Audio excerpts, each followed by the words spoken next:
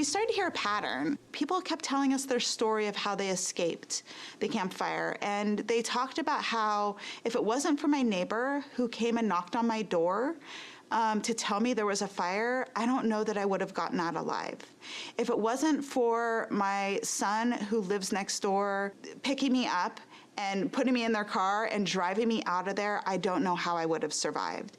And so I started really thinking about this connection between isolation and how connected you are to your community, to your neighbors, to your friends, to your family, and how that can be really helpful in a time of a disaster. So we were actually the beneficiaries of someone making that plan in advance to have that group of people that they were going to call. And that she saved my life that day. So absolutely having that network really saved lives. Find your five. The idea is that, find trusted allies that can be there and can be responsive and will check in with you if a disaster were to happen. So we recommend that you put people in your network that are down the street, that are maybe the next town over, that are outside the county, and maybe even outside the state.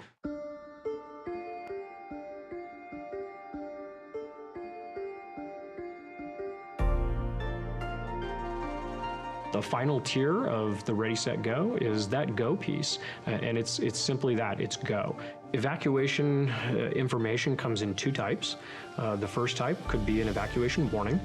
This is essentially information that we're going to push out to the public, notifying them of a potential threat in their area where they may have to evacuate their home.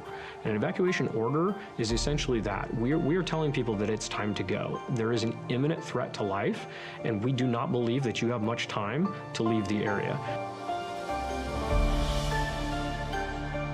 Code Red is a opt-in alerting system that will dial your number. It'll send you a phone call, a text message, and an email notifying you of an emergency. That message is sent from our office, the Office of Emergency Services. It's going to be very targeted to your area, and it'll be specific to you. At 5:13, the phone rang with the Code Red call. And so as I was going up 49, I could look over to the left and see the flames in the canyon. The next layer is for staff to actually be out driving in the areas with a high-low siren. There's no other reason you'll hear that in an area unless we're putting out that evacuation order, not a warning, but an order. My day started routine patrol, came in and I was notified by dispatch to respond out to the Jones fire. Houses that had evacuation tags made it so we could just pass by. We knew that the residents had already been evacuated. Residences that did not have the tags, we would have to physically go in, knock on the door, look in the windows, make sure there were no occupants inside. Once you've been evacuated, as you're leaving, put this tag somewhere very, clearly identifiable, whether it's a mailbox, a gate, your address marker, so that deputies and officers can quickly identify if your residence has already been evacuated.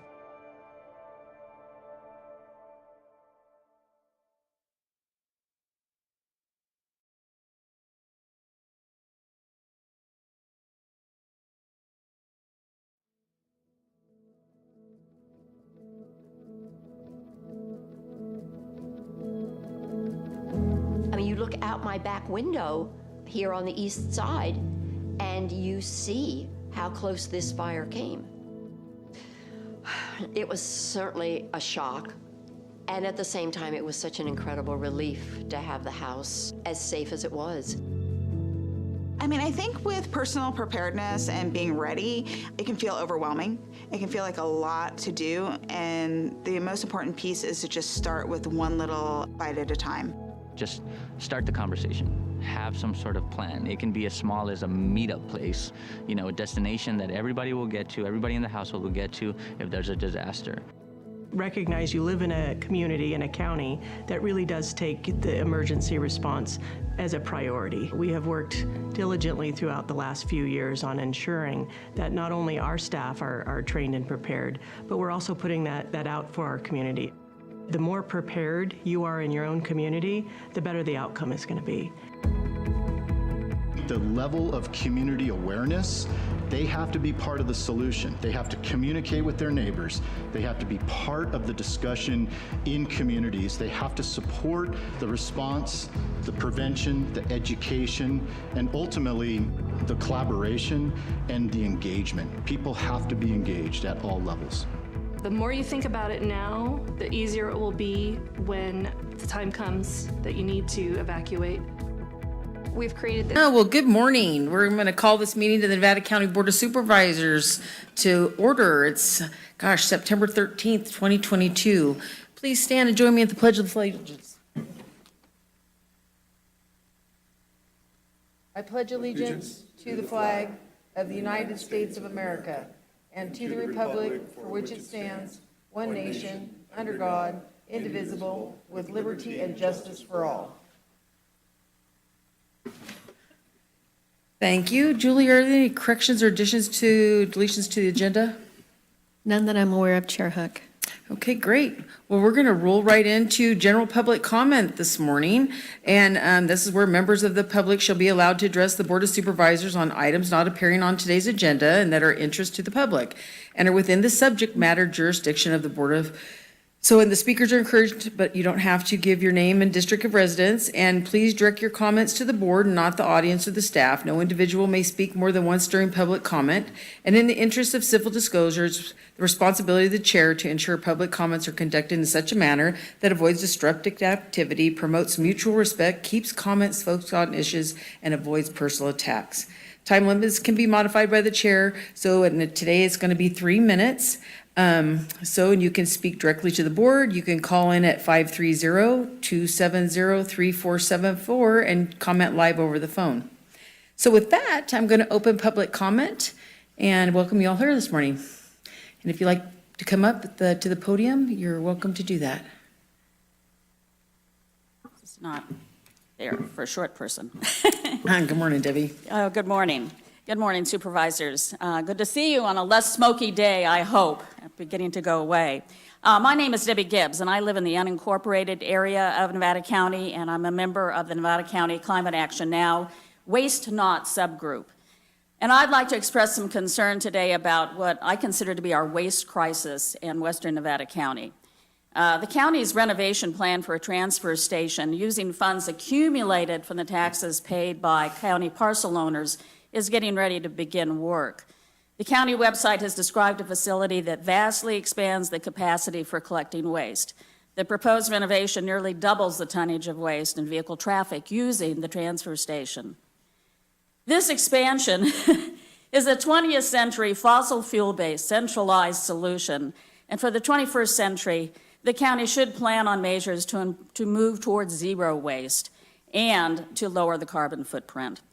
This is not evident in the proposed plan, which was developed at an earlier time when we did not have serious waste problems the way we have today. Current plans continue the centralization of waste at the transfer station, resulting in a heavy carbon footprint from increased traffic, hardship of recycling and trash disposal for county residents, lack of explicit plans for green and food waste disposal, and excessive cost. Further, Waste Management's curbside service with its lumbering trucks on narrow roads is dangerous and stresses roadways. Curbside service requires dragging heavy bins curbside, and often non-subscribing persons fill the bin before the owner can pick up their bin. The waste system may suit Waste Management, but every day there are comments on social media expressing dissatisfaction with the current disposal system, both in terms of curbside and at the transfer station. The renovation should provide residents with incentives to reduce waste and charge a reasonable cost. Other rural counties who have similar situations offer better arrangements. For instance, I have a friend in Orange County that can dispose of up to 200 pounds of waste at no fee. I have another friend in Vermont, Rutland, where it is $2 for a can. I think probably we can do better, and scales aren't used in either of those instances. The county has funds right now to do something in terms of making a better arrangement for our community and our environment, and we would really like to speak with county officials and offer you all some alternatives for your consideration. Thank you very much. Thank you.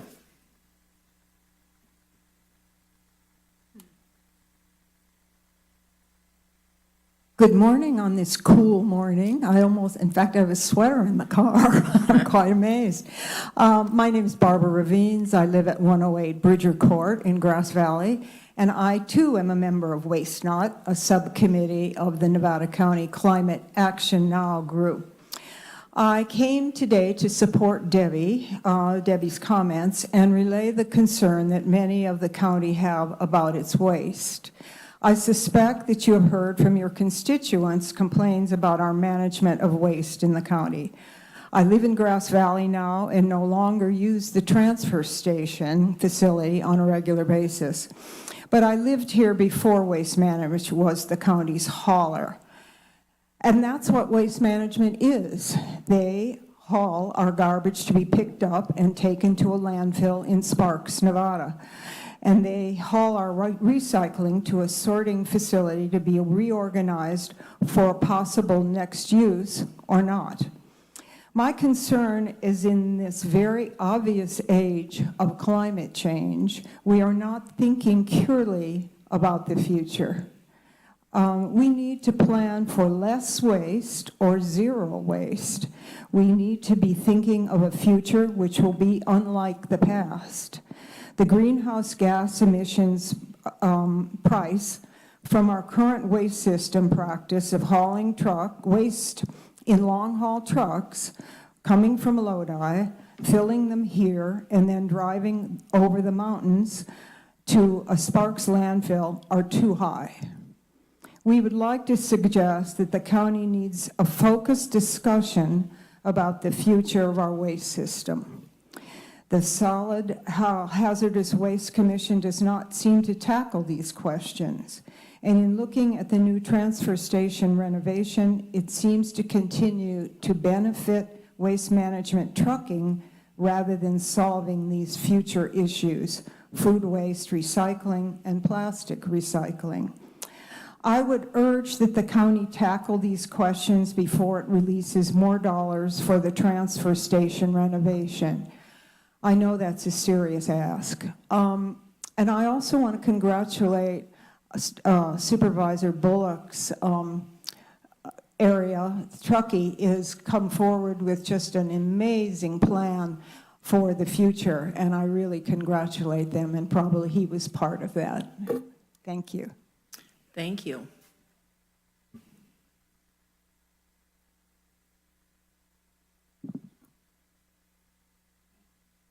Hi, Supervisors. My name is Don Ravines. I live at 108 Bridger Court, Grass Valley. I'm coordinator for the Nevada County Climate Action Now and a member of the Nevada County Energy Action Plan Working Group. The goal of the County Energy Action Plan is to reduce greenhouse gas emissions to help lessen the impacts of climate change on the community and to save on electricity costs for its citizens.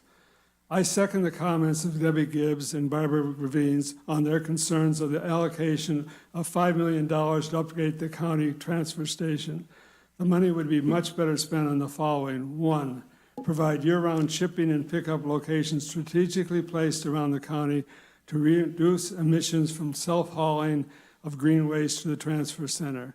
2, investing in programs to reduce the amount of waste that needs to be collected and hauled outside the county. The average truck burns roughly 32 gallons of diesel per round trip to Nevada and emits 1/3 of a ton of CO2, as well as health concerning pollutants like NOx and ultrafine particulates. 3, changing local collection vehicles to all electric vehicles and charging them at county charging stations to use renewable energy. 4, supporting a biomass facility in the county that uses materials slated for open pile burning, creating renewable electricity, and reducing noxious gases for air quality. I might add that the Energy Action Plan calls for about 49 million watts of energy to be saved, and yet things like the Idaho, Maryland proposal is going to use that much energy every year to offset everything we save. This is just another area where you can save energy and electricity use. Thank you. Thank you.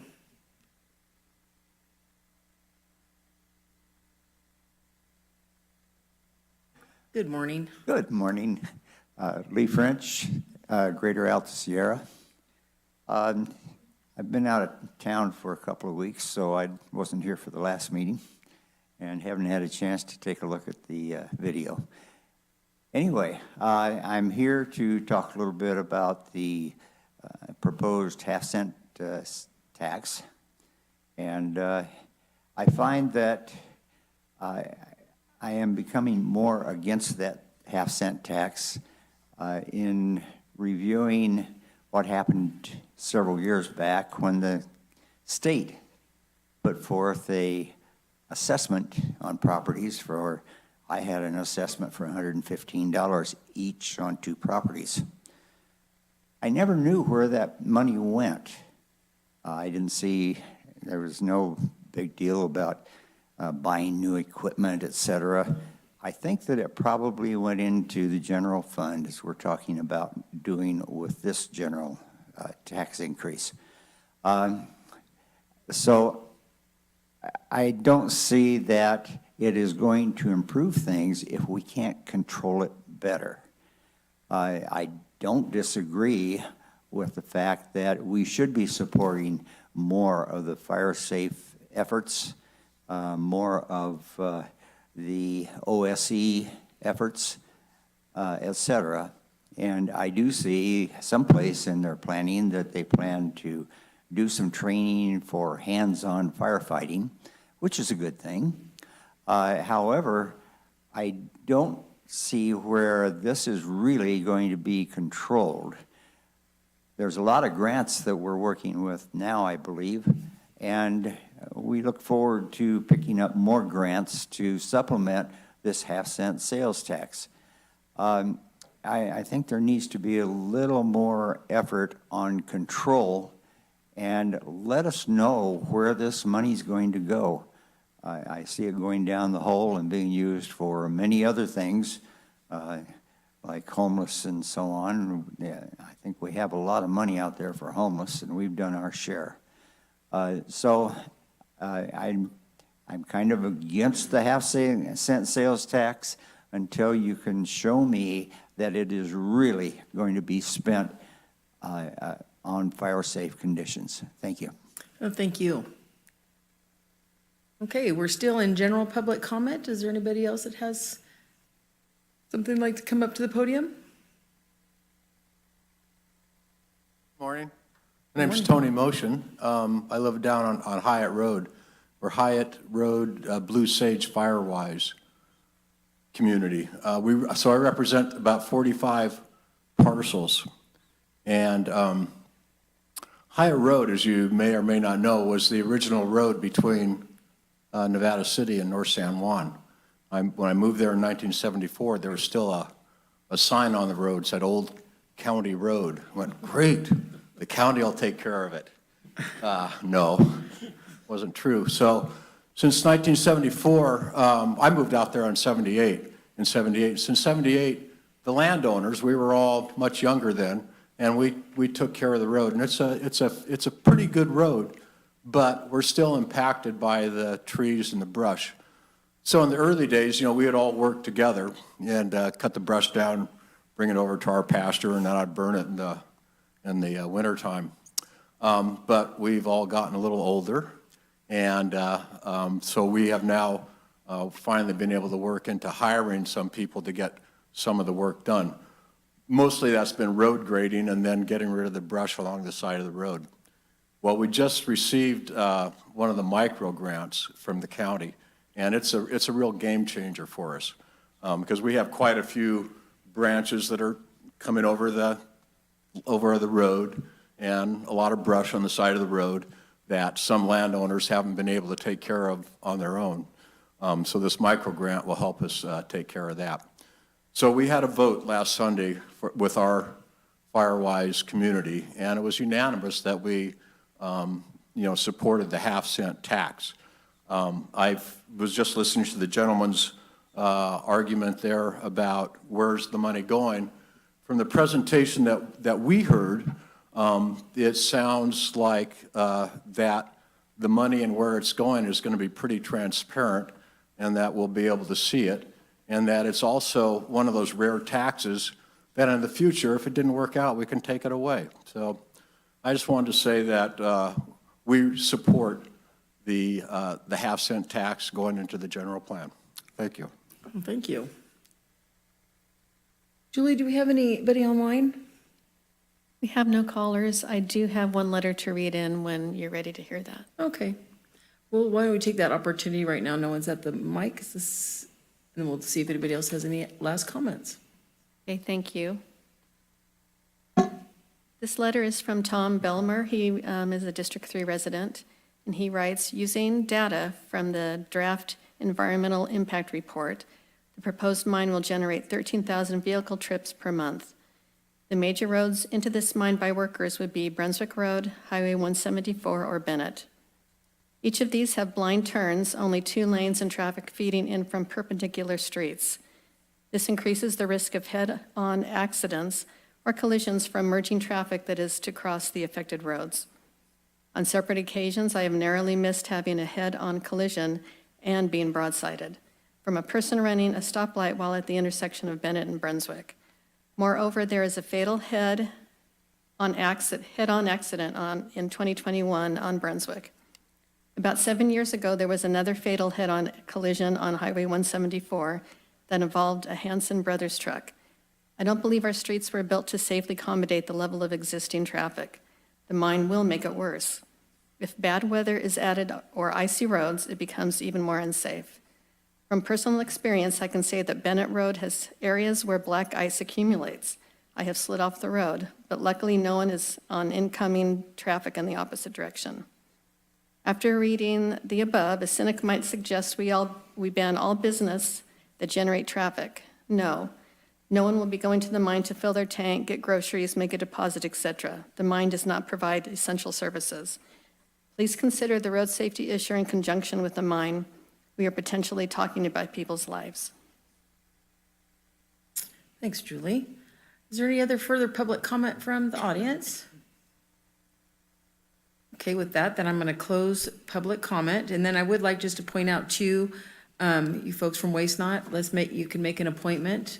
Trisha's over here, Tillotson from her CDA, so that would be great. As well as, Mr. French, if you have questions, staff is here to help answer some of those questions with the tax initiative. Because remember, the county put that on the ballot so the people can make the decision, right? So we're not telling you yes or no, we're letting you do that, but we're happy to help you understand what's going on. So anybody that has that information, please reach out, because that's what we're here for, is to try and convey that message. So with that, I'm going to move on into consent calendar. So, and these are items expected to be routine and non-controversial. They're either renewal contracts, amendments, or items that have been previously come before the board. The Board of Supervisors will act upon them at one time without discussion. Any board member may request an item be removed from the consent calendar for discussion. Member of the public wishing to ask questions or hear discussion on an item listed under the consent agenda may now raise their concerns to the board members. The supervisor will take these concerns under consideration and decide if there's adequate reason to remove one from the consent agenda. If an item is pulled by a board member, the concerns and questions asked by the member of the public will be addressed, but there will be no further public comment. So today we have items 1 through 29, and with that I would open up public comment. Julie, is there anybody online? I'm not seeing any callers, thank you. And we had no written comments? And no written comment. Okay. With that, I'll close public comment and I'll come to my board. Does anybody have any questions or comments on any of the items 1 through 29? I had a couple of questions, but staff was able to answer them by this morning, so I'm good. Okay, thanks, Heidi. Also, I'll make a motion in that case. Okay, is there a second? Second. Okay, it's been moved and seconded to accept the consent agenda. Julie, can you call the roll? Yes, thank you. District 3. Yes. District 1. Yes. District 5. Yes. District 2. Yes. District 4. District 4, yes. Okay, and since we moved right along here this morning, I'm going to take this opportunity instead of, because we do have a scheduled item at 10 o'clock, but then I would like to bring forward item 32 in their agenda packet. And So, and this is going to be a resolution approving Amendment 3 to the ground lease between Nevada County and John Borley Corn Investments. And with that, I'm going to introduce Steve Monahan.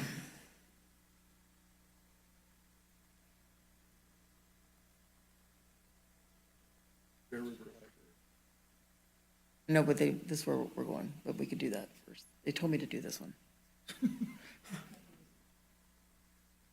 We're doing item 32. That's what we're doing right now after consent.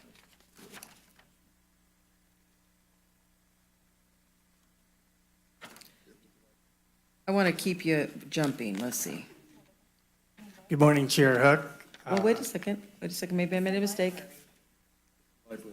This is the library 32 item. is the I'm reading two different things here. Wait a second. Yeah, no wonder you're confused. I'm on the wrong, I got 22 was on that, and that was in consent. I know, I'm glad you're helping me. I need help some days. This is all good. So we're on the right number, 32, but this is a resolution, and actually this is a great presentation about our new library that's going to be down at Bear River. And so we're really excited about this and what's going to happen here. So let's start over. I'm still going to introduce Steve Monahan to bring this item forward. Good morning, Chair Hook, honorable board members, Steve Monahan, your Chief Information Officer. With me this morning is Justin Drinkwater, your Facilities Director, and Hillary Perry, who's the current library branch manager for the Bear River Library that's in the school. And I'm going to hand it over to the two of them to really talk about this project. All right, thanks, Steve. I'll go ahead and start. Thank you, Chair Hook and honorable board members. I'm going to get right into the presentation. You'll see in this slide, we've got some slides of kind of before and after pictures, what to expect in this project. This picture is from the Penn Valley Library branch, so if you've been to that location, you'll recognize this picture.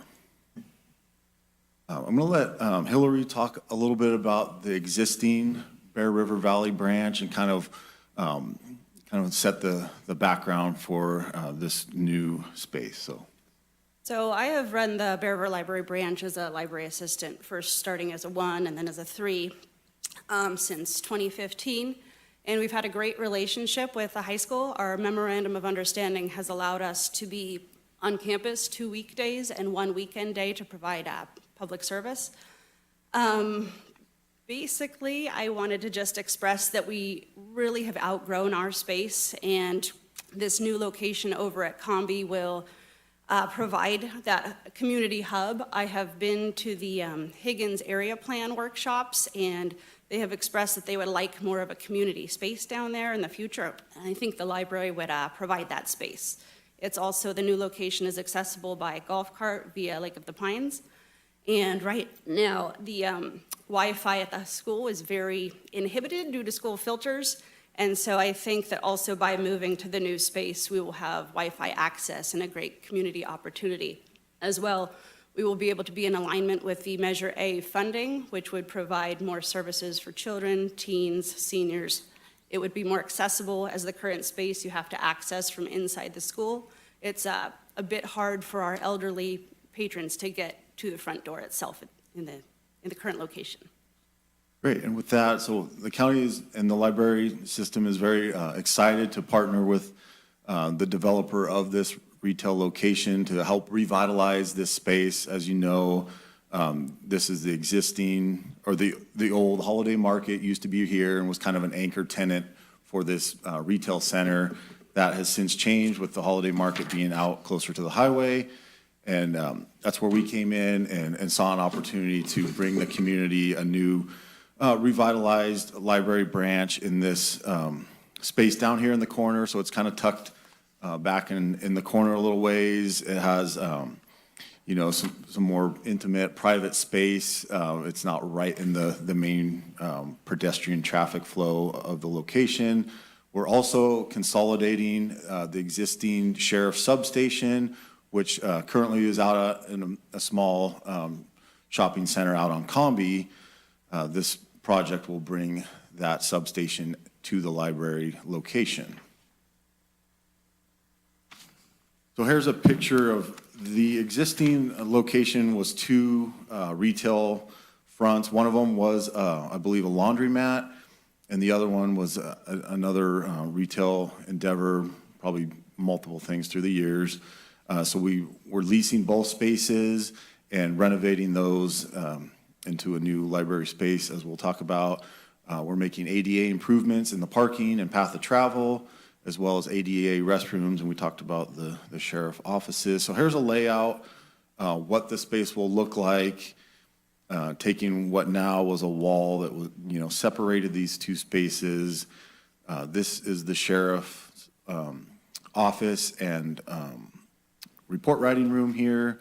They have a separate entrance. They also can come out into the library space and utilize the 3 ADA restrooms here.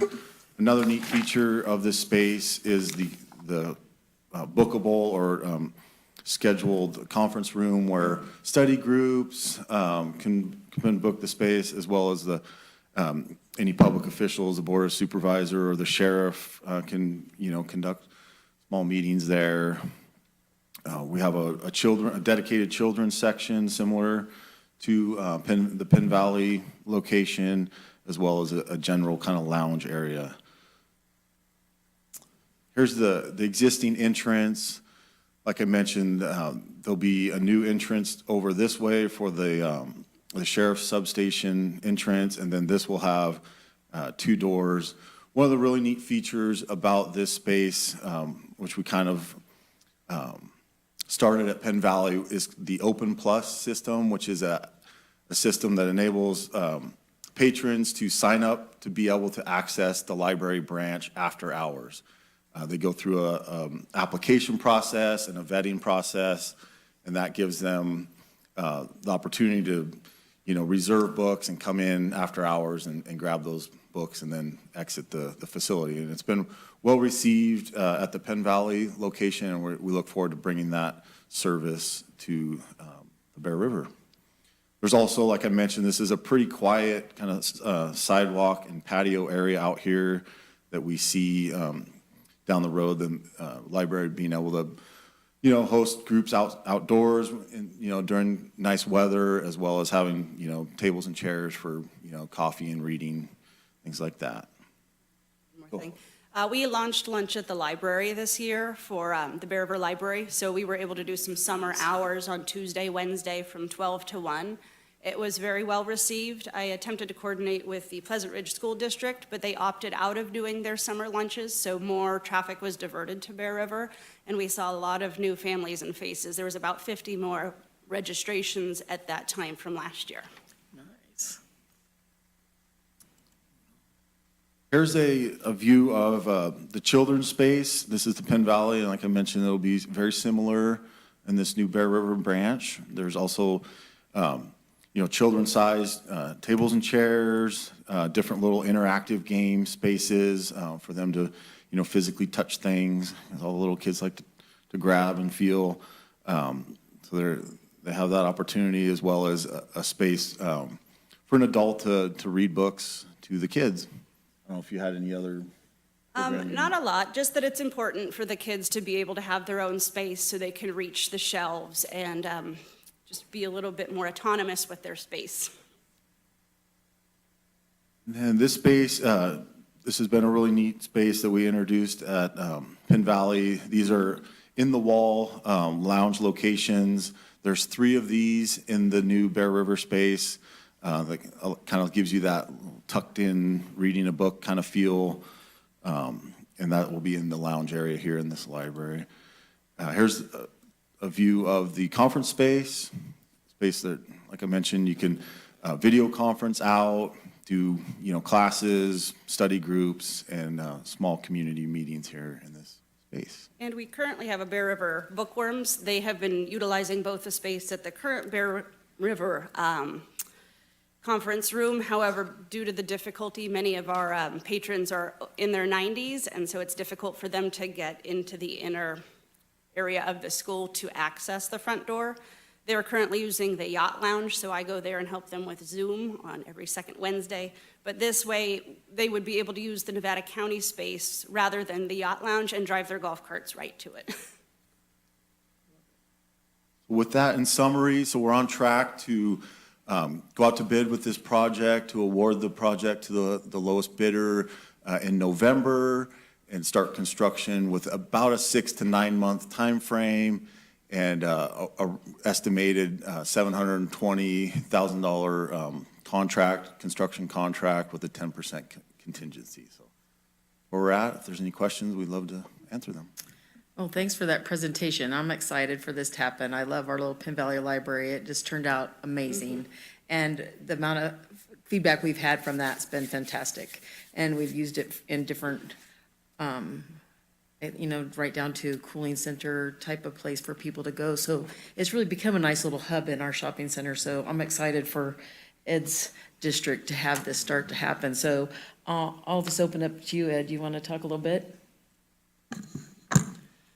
Well, I think that Hillary kind of said it all. There's a lot of folks down in that area, I don't even think realize that we have a public library available to them. And then what we do have, of course, is pretty limited as to when they can get in there.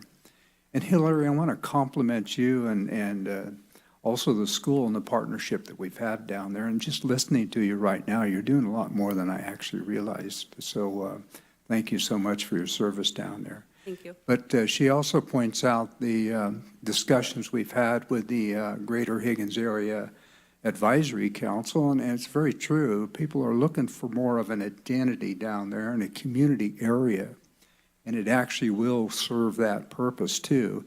And the fact that it's available to the Lake of the Pines folks with their golf carts is very, very important. So, I just can't wait for it to come in there. And the other great aspect of it is that we'll be able to move the sheriff's station over there. And I think that's going to give it a much more professional feel there. It's been available to me if I wanted to meet with somebody down there and go in and meet at the substation. When I've ever used it, the deputies kind of go, who is this guy? And it's not really conducive to bringing the public in. So we end up meeting at Starbucks or something like this. And I think again, the substation there is going to be wonderful. And then that conference room is something that I could see that I could really use. So like I say, I just can't wait. The sooner the better. And Hillary, again, thank you so much for your service down there. Heidi? It sounds wonderful. I like all the improvements, the little nooks and the chessboard for the kid. I mean, I love that there's a special section for the kids too. So I think it's great that we're getting out there, making libraries more accessible. So it's wonderful. Yeah. Hardy? Thanks for the update. It's exciting. Big supporter of libraries in the local, venue where you can get to it without going halfway across the county. It's important. Just a couple of quick questions. It sounds like you've got a pretty robust service offering and program schedule. Are you going to require more staffing when you move into the new location? Typically, we are so similar to Penn Valley that I don't foresee that, except for right now, I'm a library assistant 3 full-time, and I'm working with a library assistant 1 part-time. To reflect Penn Valley, we would probably need some change in staffing. Right now, we have a library assistant 3 down there working 30 hours, and a librarian 1 working 40 hours to accommodate. Okay, so maybe small adjustment, small I would changes, imagine. adjustments. Okay, Yeah. and maybe you mentioned it. What's the date or forecasted date of opening when the TIs are complete? 6 to 9 months.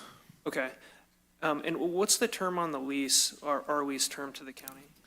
That's a good question. We have a 10-year lease for that property. Okay, with CPI escalation and just typical retail Yes. type of Correct. structure? Okay, great, good luck. Yeah, exciting. Look forward to seeing it. Dan? Yeah, I think Ed touched on it a little bit, but I really believe that the Lake of the Pines area and the population down there really deserves something like this, a standalone library. We're really not subject to what Bear River High School's hours are. I guess my first question is, what are the hours and days of operation? Right now, we're limited to 2 weekdays, so it's Tuesday, Wednesday from 4 to 7, and then Saturday 9 to 4. And that has always been a thing with the patrons down there, is wishing that they had more hours, because it's hard to keep track of those limited numbers. Sometimes they'll call on a Thursday or a Friday, not realizing that we're only there 2 days out of that weekday. So we can expand?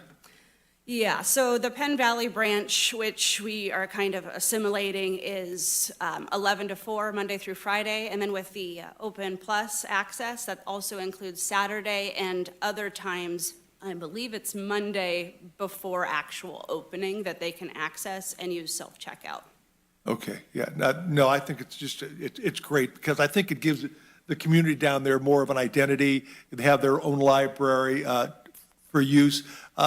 You got a big senior population down there, and that's going to be great for them, and then obviously the schools down there.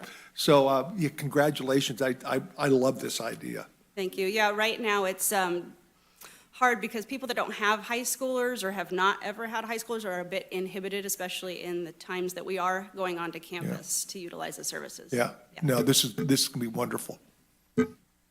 Ed, you had something else?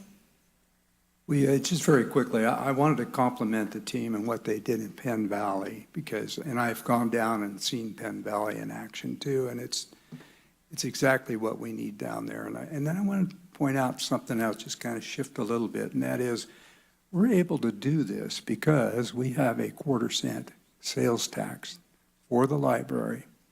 And for Mr. French, we have very much the same controls if Measure 5, V does pass, V5.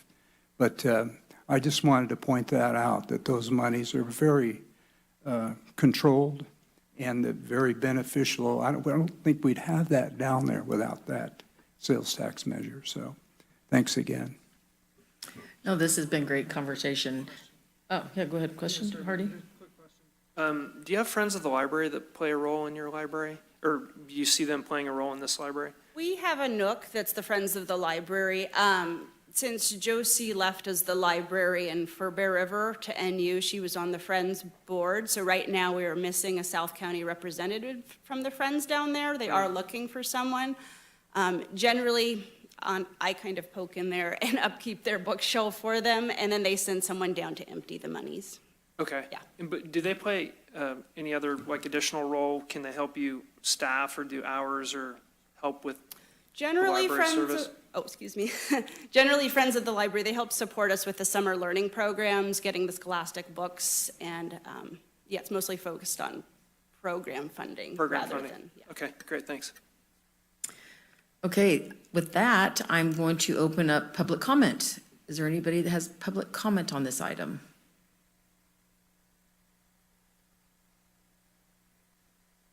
This is amazing. I'm going to talk twice. Different comment. You can talk twice. Good for you, Lee. Thank you. In watching the program, I think that's a wonderful idea to open up where the public can really attend and have access to the public library and the meeting room especially. Now, but one question that I have is, have you considered parking in the area? How did Penn Valley do with increased parking, et cetera?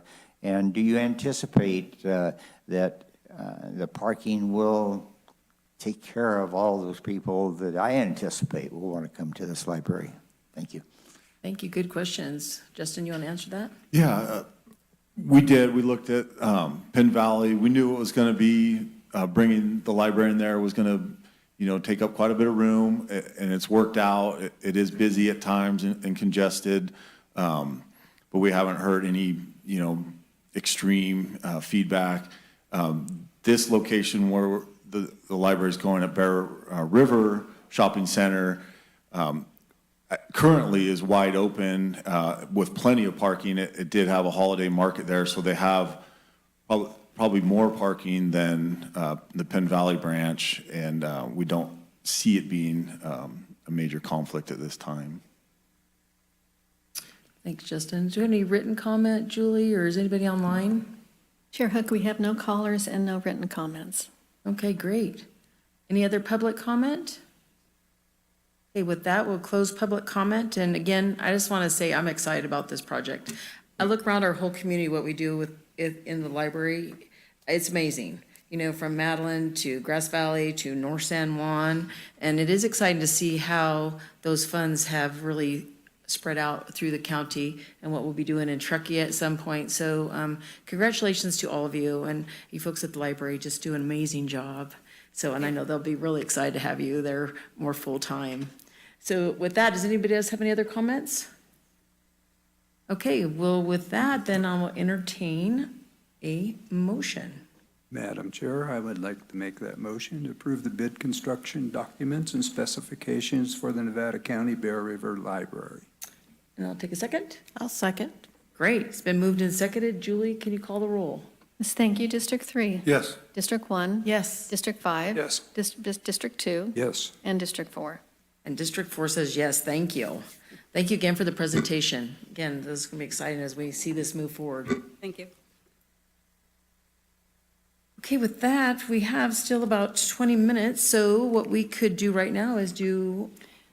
So Chair Hook, I could see if Mr. Dardick is ready for the presentation. I believe we could do the presentation in 20 minutes, or the board could do announcements before the 10 a.m. item. Yeah.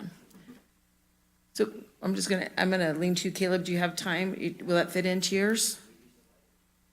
Okay. Wait a minute.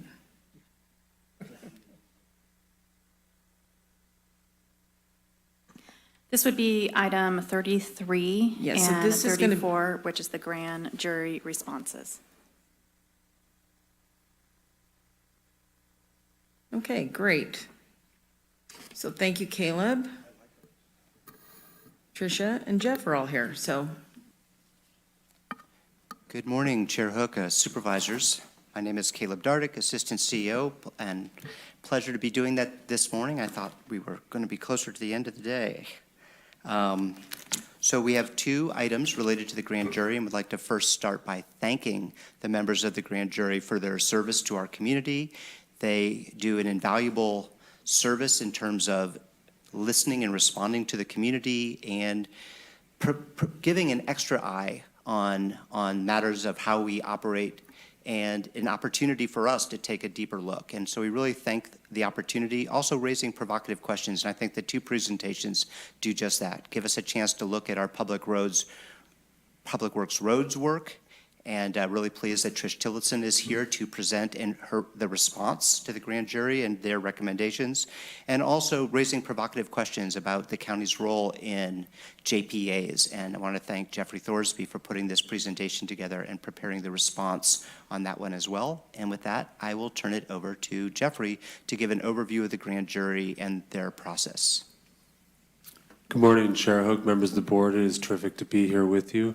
My name is Jeff Thorsby, your Senior Management Analyst for the board's office, and I'm going to go ahead and just kick off. And I also just want to highlight what your Assistant CEO outlined, is thanking the grand jury for their work. It's a vital, important work, and actually, before I launch in and kind of talk a little bit for the members of the public as well as yourselves, the overview and the purpose of the grand jury is, I just want a couple interesting facts. Grand jury system actually originated out of England in the 12th century, which is interesting, and goes back in the United States from 1635, back in the colonies, and has been really incorporated in a formal way in the United States since about 1880. So grand juries really do play an important role in our institutions, and I thought that was really helpful. But let me kind of launch in here. And so the purpose of the grand jury is to investigate the operations of county agencies, special districts, and other entities receiving public funds. The issues are chosen by jurors based on citizen-initiated complaints or by the members themselves.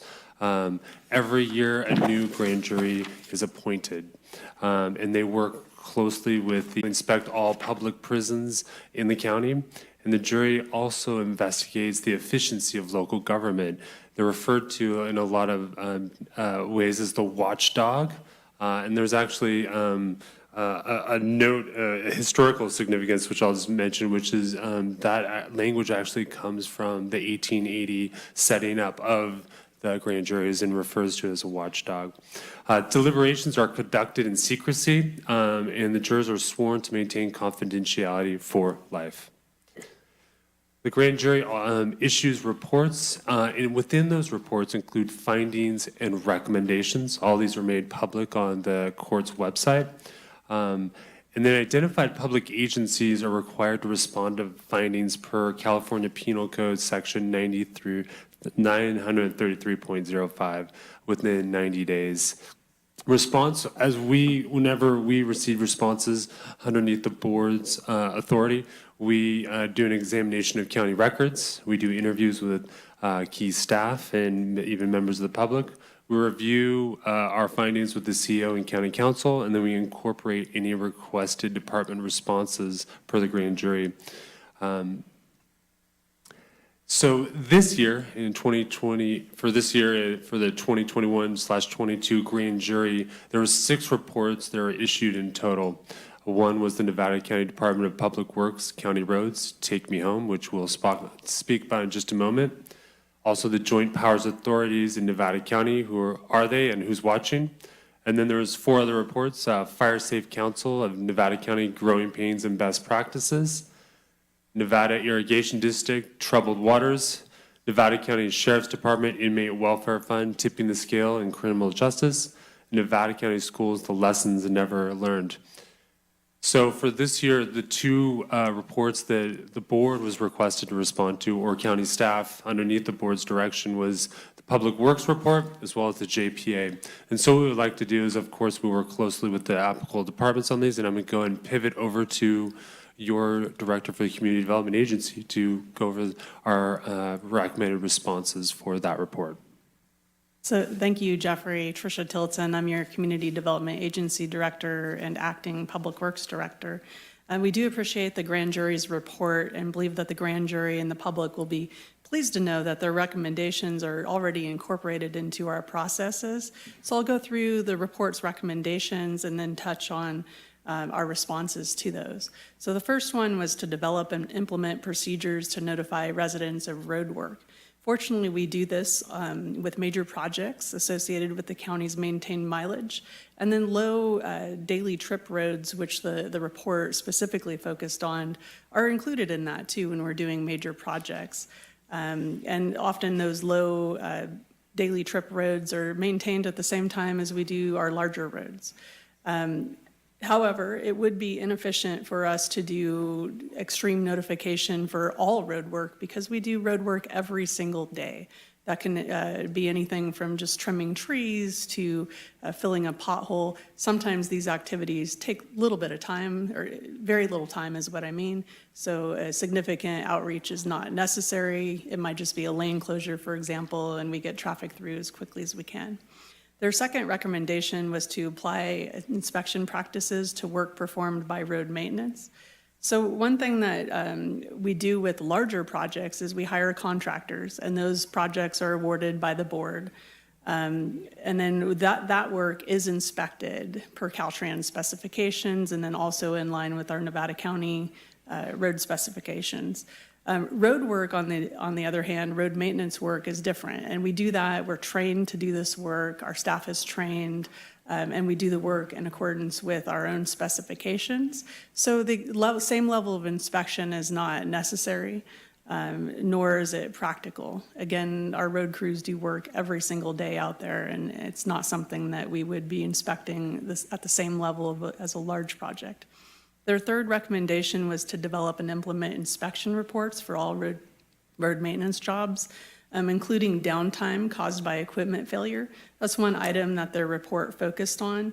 And so our daily inspection reports, we already do very basic inspection reports for our basic maintenance work, and then costs associated with downtime or equipment failures already accounted for in our overall costs for our equipment. So next slide, please. Continuing on with the recommendations, their fourth recommendation was to include low daily trip county roads in our capital improvement plan. So we already do this in a sense when we're looking at our pavement condition index, which I'll get to in a moment here. We look at all of our maintained roads when we're evaluating which roads should be maintained. But their report seemed to focus more on specifically identifying low daily trip roads. And that's just really not how we do it. We look at our entire system, our entire 563 miles of roadway. And then all county roads are ranked and prioritized based on need, the pavement condition index, available resources, and then practicality. Their fifth recommendation was to revise the county's pavement condition index goal from PCI of 62 to a PCI of 71. So this would be wonderful, but not practical. This would require substantial resource increase in the amount of approximately $10 million annually. And the PCI of 62, although we always want to strive to do better, is consistent with other counties and is considered to be good or fair conditions. Their sixth recommendation was to present the county's replacement priority index to the board annually, and this is in regards to our road equipment. So we do present that information to the budget subcommittee already during our annual budget process and go through it in quite detail. One thing is the funding for our equipment.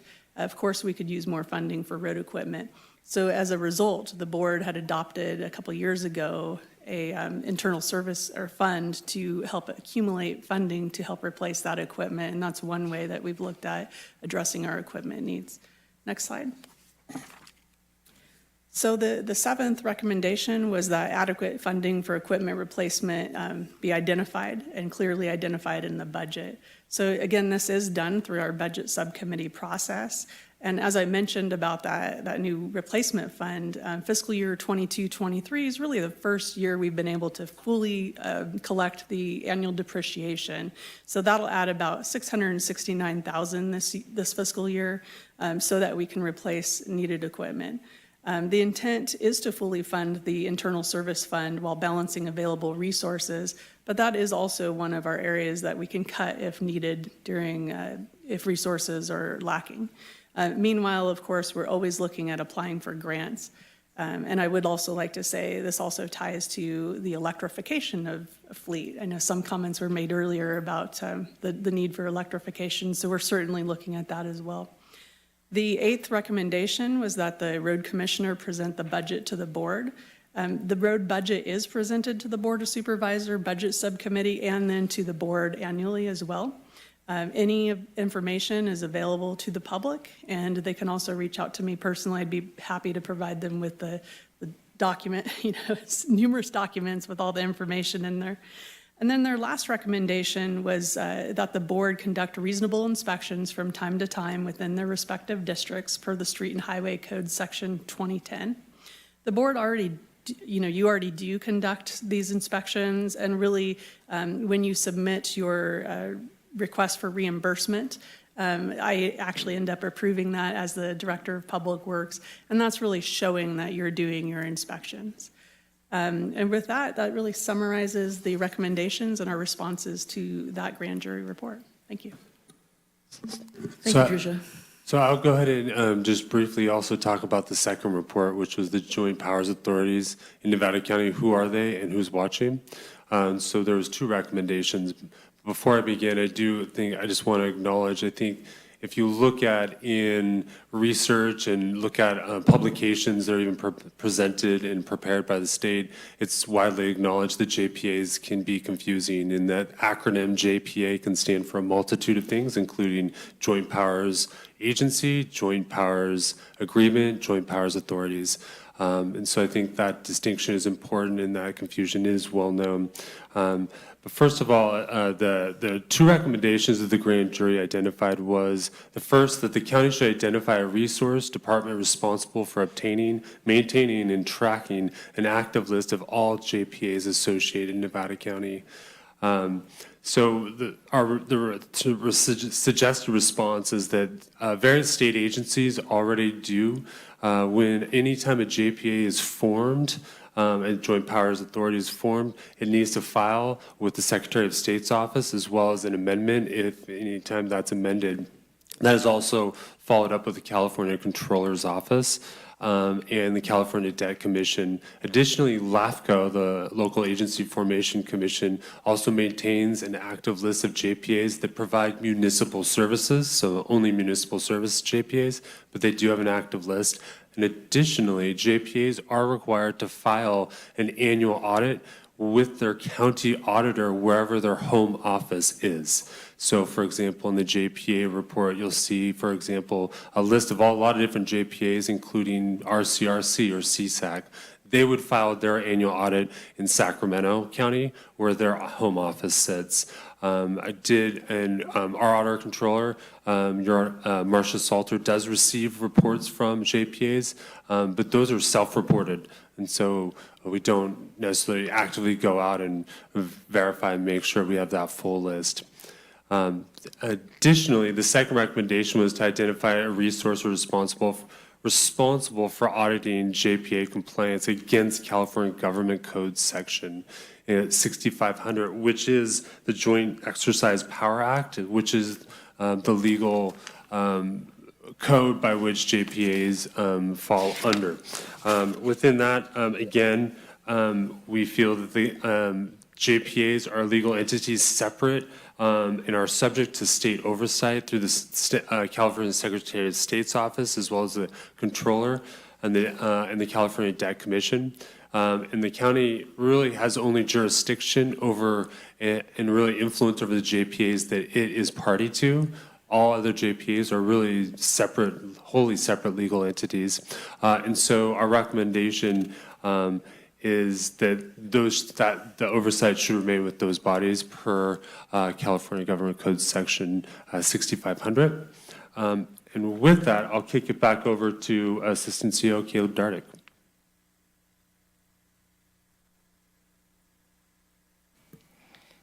Thank you, Trish, Jeffrey. Great presentation. And the two recommendations before you, there's two items, would be to approve these responses. And of course, we're happy to take your questions. Okay, thank you. Thank you all for the presentation. I'm going to come to my board. Does anybody have any questions? You want to start with you, Dan? I guess I just have a comment.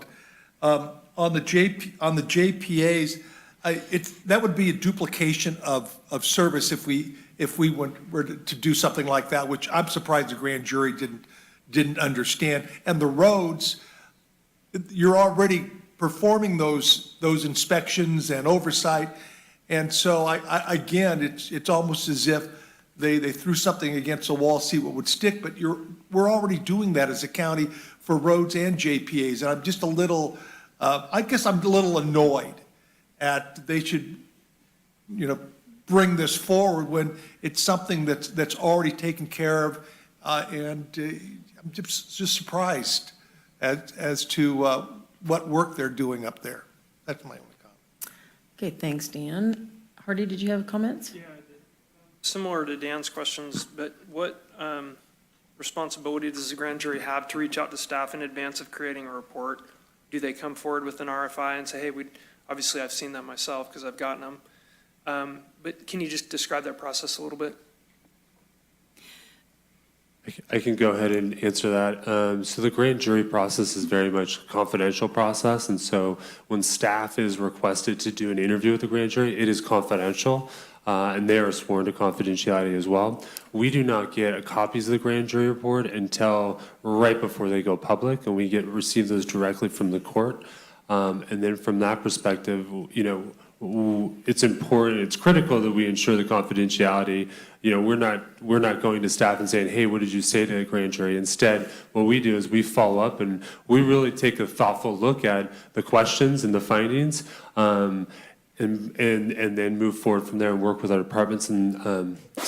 But Supervisor Bullock, I'll just add to what Mr. Thorsby shared, which is correct. In addition to that, when the report is released, before it's published to the public, we have an opportunity to meet with the grand jury leads of that report and share any information that we feel is incorrect. And we did do that in the case of roads and demonstrated what the county was already doing that was inconsistent with their report. But to the grand jury's defense, they wrote the report on the best information that was available and through their interview process. Understood. Okay, thank you. And on the roads report, Trish, there's unmaintained roads and there's maintained roads. And I know in my district, there's a lot of unmaintained roads. And just for clarity, and maybe Could you just describe the difference? Because unmaintained road means different things to different people. Sure. So there's, again, we have 563 miles of maintained mileage. And what that means is that the Board of Supervisors has adopted that specific section of roadway will be maintained with our limited gas tax funds. There's also some right-of-way out there that in everyone's district that is non-maintained by the county, but perhaps it was accepted by the county in the past. And so those kind of roadways are typically very low, have very low utilization, aren't really accessed by the public that much anymore quite often, or just historically have not been maintained by the county. It may not meet county requirements, for example, or county standards. So we do have some of that mileage out there. It's pretty limited, though, when you consider there's also over 1,500 miles of private roads out there. But that non-maintained road means that we do not spend our limited gas tax funds to maintain those, and we do not collect money to maintain those from the state through the gas tax. So the legal definition of an unmaintained road would be closer to an easement. So it may be rutted or impassable in sections, but it's still required for public access. Is that right? It's available for public access, Okay. but it's just not maintained, so the condition might be rough, like you're saying. Okay. Yeah. And is there a way to categorize the unmaintained road portion for public safety benefit? Well, for example, if you saw one road with a certain collection of houses at the end, and is that also a formula that you apply to understanding unmaintained roads and what we may have to put into it to keep it open? So in the last 6+ years that I've been with the county, we've had one section of non-maintained road that we did evaluate at the request of the public. This was actually in the Alta Sierra area and brought into our maintained mileage because it made sense logically, because it was available to the public. It was really part of our already maintained mileage section. For those sections of non-maintained roads out there that need to be evaluated, we can certainly evaluate those and bring it to the board. Things to consider, though, is does it meet our standards? Are we able to maintain it? So like there's one road I can think of in your district that is non-maintained with homes on all sides. It doesn't meet our minimum standards, so we can't even utilize our existing equipment to plow it or to maintain it properly. Those type of roads, they might want to consider like public or permanent road divisions, PRDs or CSAs, to tax themselves to then maintain the roadways. That's one option. Or they can apply for an encroachment permit and maintain the roadway. But I would say it's a case-by-case basis, and that's something anyone in that situation can feel free to reach out to me or our staff. Okay, yeah, I think the PRD concept has been kicked around a lot in District 5 on this side. One more quick question. In Truckee, the snow plows have a transponder on them, so people, when they call to complain about their road not being plowed, they can check online and see where all the snow plows are, kind of Autotopia kind of thing. Is there a concept that our road maintenance would ever employ such a technology so people could, because I am a little bit sensitive to the fact that when somebody pulls out of their driveway and all of a sudden they're 15 minutes when they didn't think they were going to be stopped for 15 minutes. Is there any discussion about the use of technology? We have looked at that. We do have some GPS on some of our equipment already. It doesn't have a public facing program to it. One of the challenges and the reasons why we haven't implemented that yet is really we don't have service in a lot of our areas. So, I mean, think about our roads down to the town of Washington, for example. It wouldn't work there, most likely. The cost has also been prohibitive, especially when, like this report touches on, we do have challenges with funding to maintain our roadways and to even purchase the basic equipment that we need. So those have been the two, I'd say, most prohibitive factors in why we have not implemented that. I think it's something that we should continue to look at, and when it makes sense, implement it. Yeah. But, funding is the biggest concern, and then just the technical capabilities. One more quick plug for Patrick, Sure. because Old 40 got finished. Sorry, that's it. It's awesome. Thanks, Patrick. Heidi?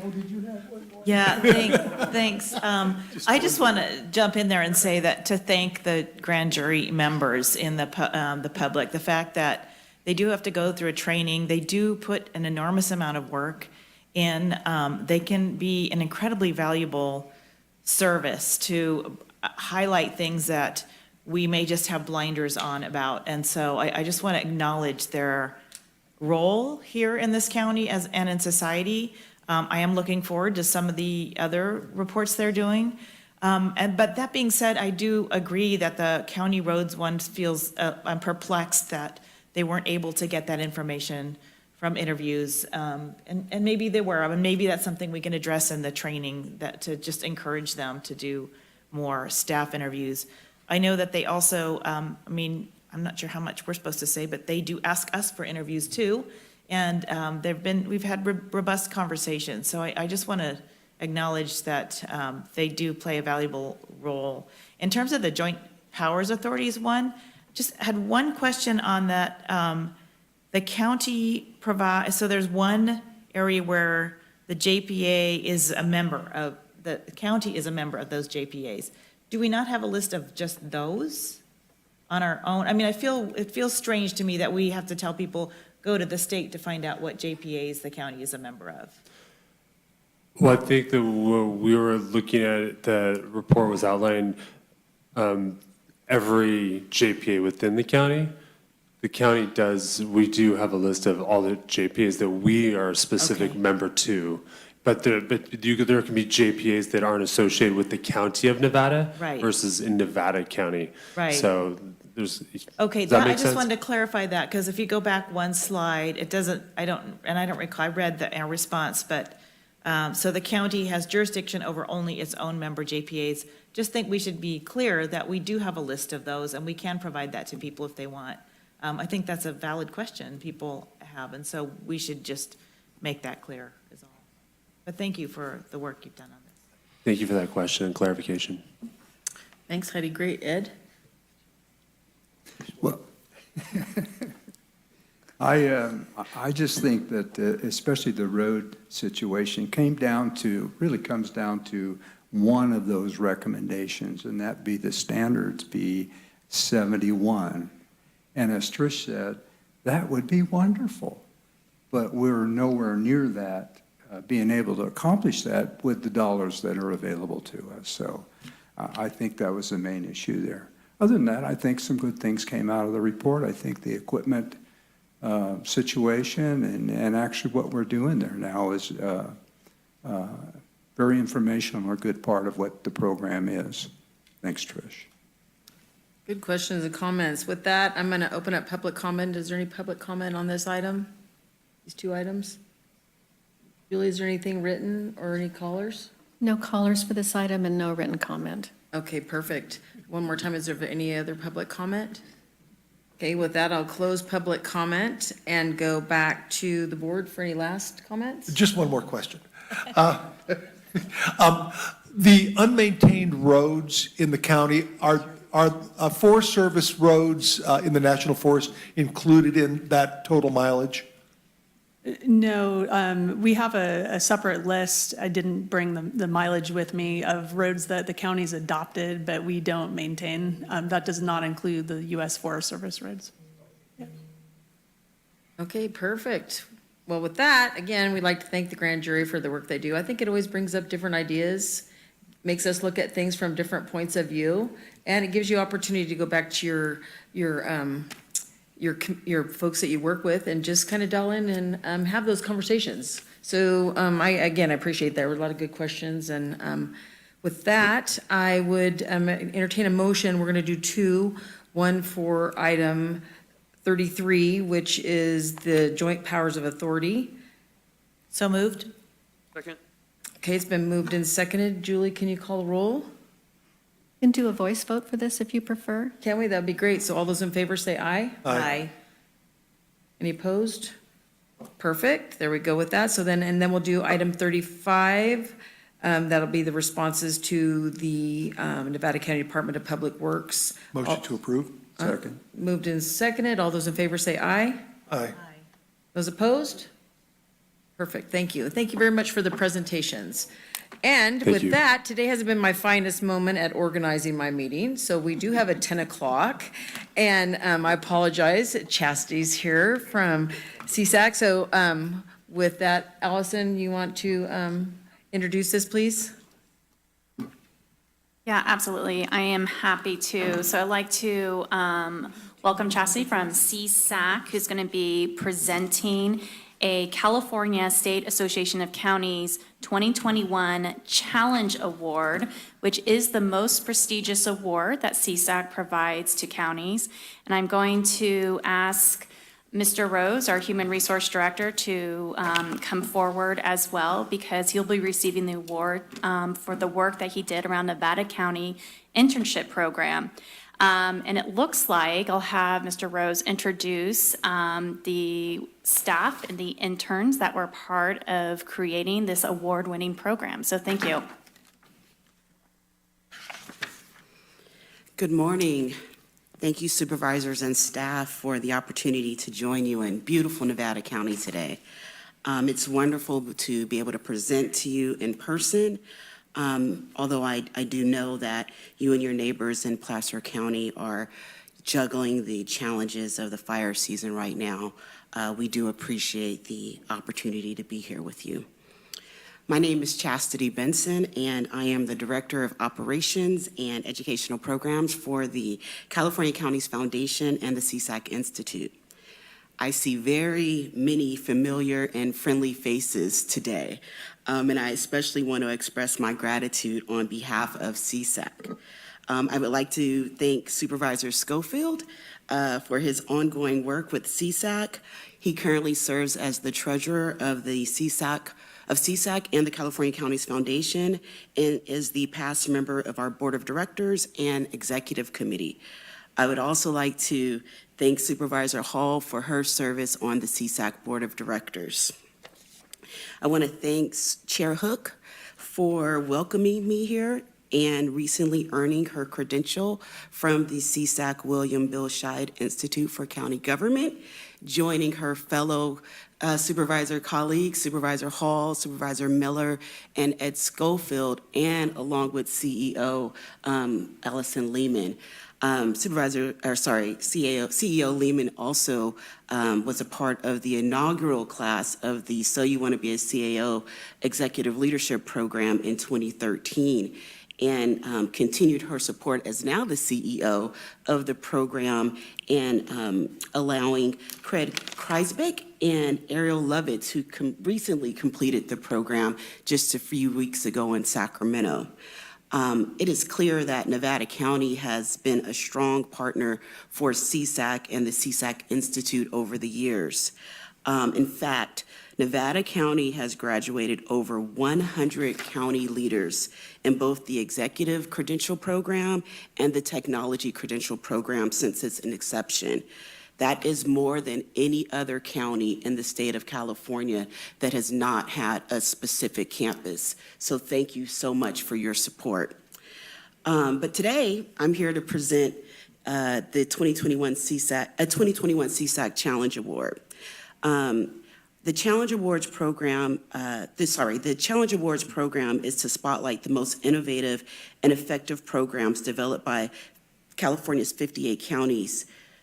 Last year, we received more than 400 entries, and as per usual, we have to plan a trip to Nevada County, for this county continues to have so many innovations and has been awarded many Challenge Awards over the years.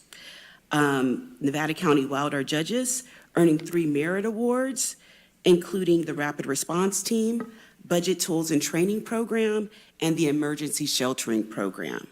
We congratulate those county staff behind these award-winning and responsive programs.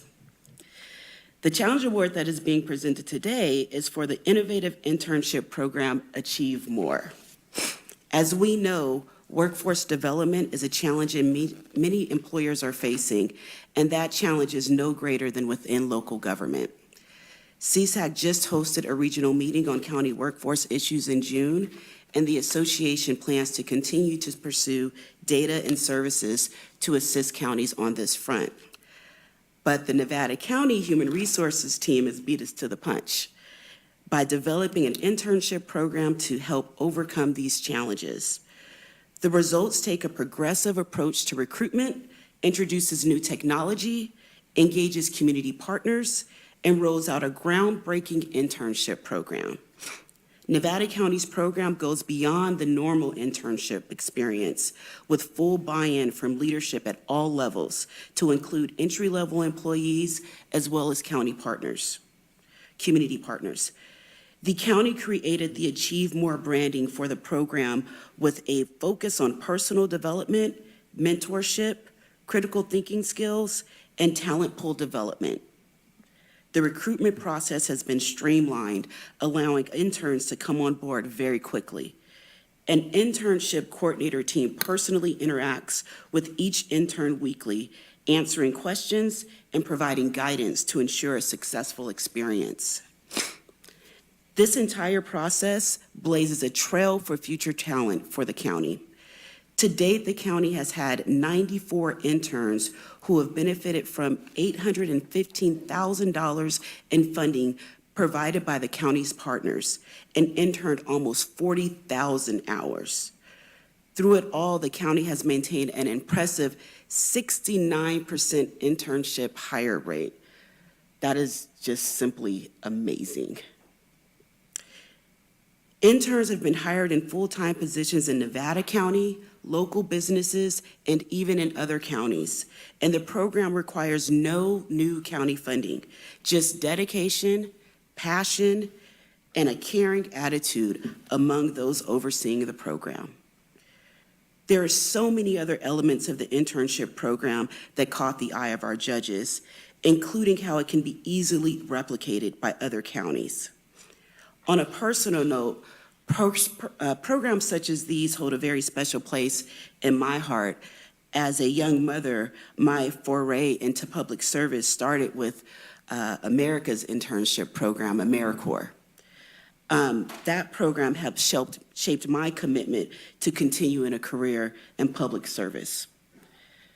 That is why it is my honor and privilege today to present this Challenge Award to Nevada County and Steve Rhodes, Director of Human Resources.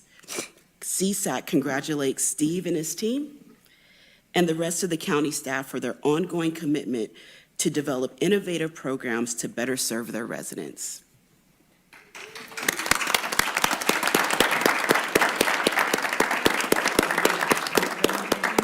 Oh yeah, but I just want to hand this to my notes said to hand it to you. Okay, I appreciate that, Cassidy. Thank you, and then we can take a picture when you're finished. I do want to say a few words quickly. On behalf of Nevada County and really the inspiration for Allison Lehman to create this. I was hired in 2018 and she gave me 30 days and then said, Steve, I want you to create an internship program. And it was a daunting task.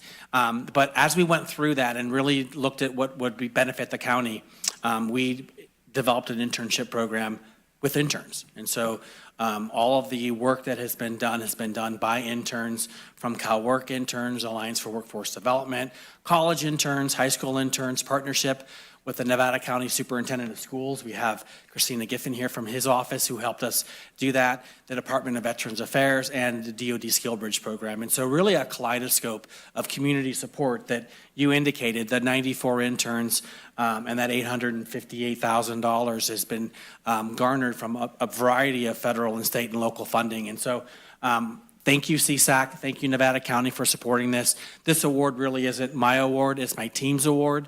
And joining me today is all of my HR staff and 2 interns I'd like to highlight.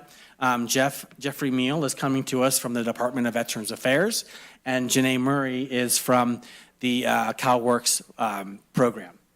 So they're both with me, but I would like to get a group picture because this really is accumulation of all of our hard work. And it's really been beneficial to the county. Like you indicated, it gave 94 people experience that they needed to get gainful employment, and that 69% hire rate is either within our county or at other positions. And so we have had interns go off to have very successful six-figure positions from this program. So we're really proud of all of our alumni. So thank you, Chastity and CSAC. Well, thank you. And first, I would love for you all to stand up, your team, please, and the things, because I tell you what, thank you.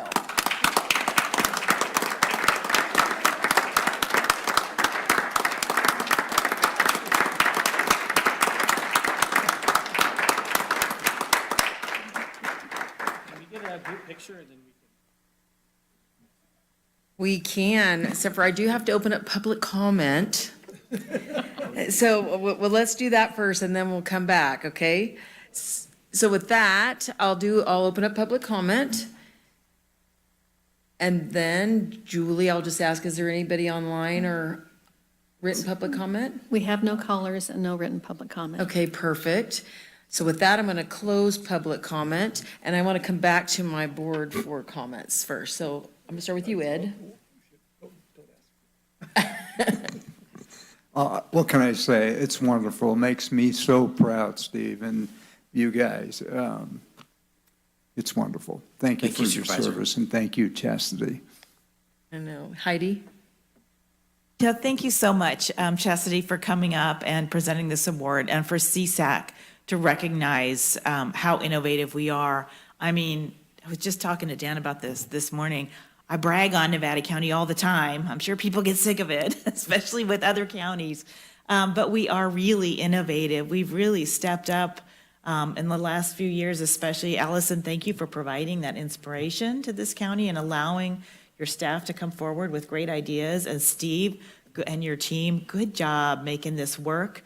It's great to have interns being part of developing the internship program, right? That's how you get the best kind of internship program, because they know what's needed.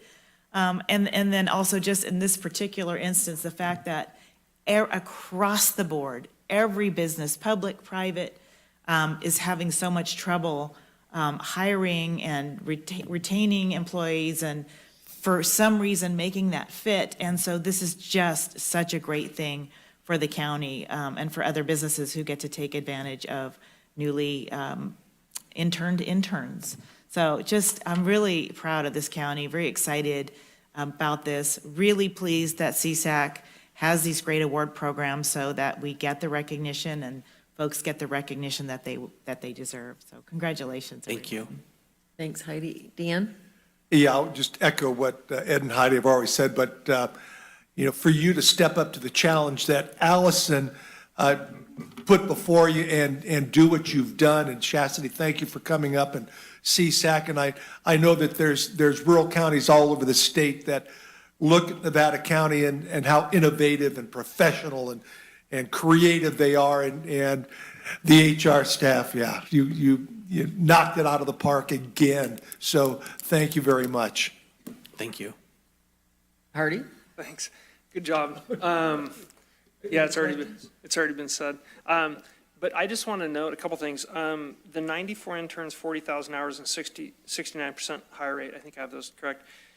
That is such a huge recruiting cost savings to the county by having that pipeline 69% hire rate is incredible. And that's a story I think if Taylor's listening, maybe she could tell that for us, because that's just absolutely incredible. That's one piece for me. The other piece is you're really nimble in putting all of this into play. So Steve called a couple weeks ago and said, hey, what do you think about a SkillBridge internship in aviation? And then there was a call with you and a call with Steve, and like 4 hours later, I got a call from the candidate. Hey, how's it going? I was told to call you.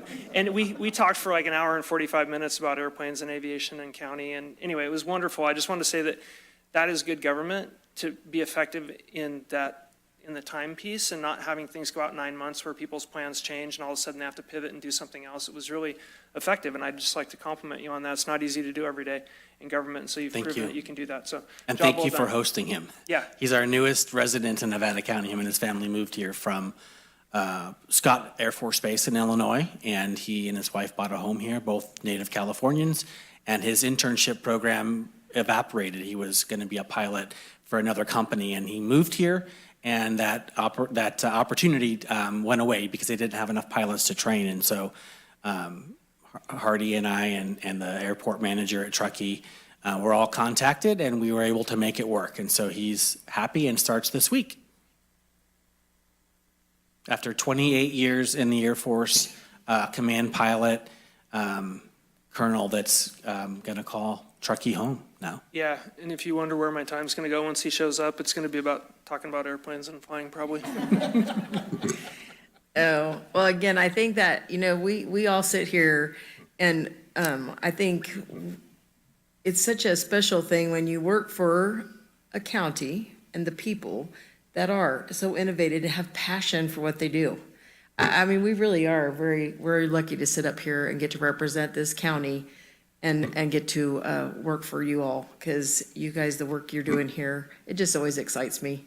It really does. Like Heidi said, we do brag. You get to have these bragging rights because of the innovation and the work that you're doing. So, and we're not a big giant county. I think that's what's even more exciting is we're just this little place nestled in the foothills. And Chastity, I appreciate you so much coming and being a part of giving these awards and the work that you do at CSAC. You know, you've hovered us all through our programs down there and helped us accomplish what we did up here. And I think you can tell it really has benefited this whole community that way. Well, there's other rural counties that have more people, more money than we do, that could do more than we do, but we always seem to do more than they do. And that's what's so fun. It is fun. So with that, we're going to do the fun part now. And let's see, do we have to accept this? I don't think so, but so let's do the fun part and do the picture moment. All right. So I'd love for you and all of your staff, everybody come up here and Chastity and your award, and let's do the picture moment that we can put on the wall.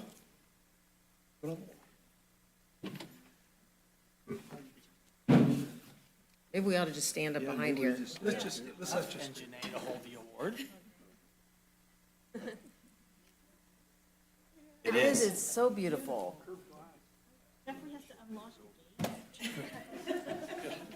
Open the gate, Jeffrey. Push your chair Heidi, back. can you squeeze in? Let's just-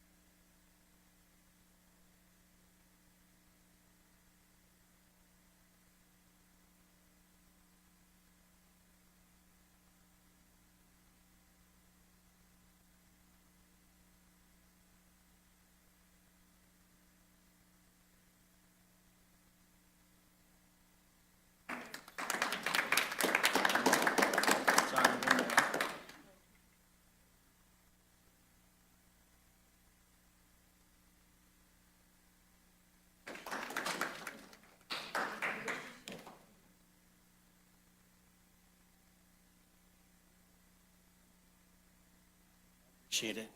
Tell Scott thank you too for all of his support.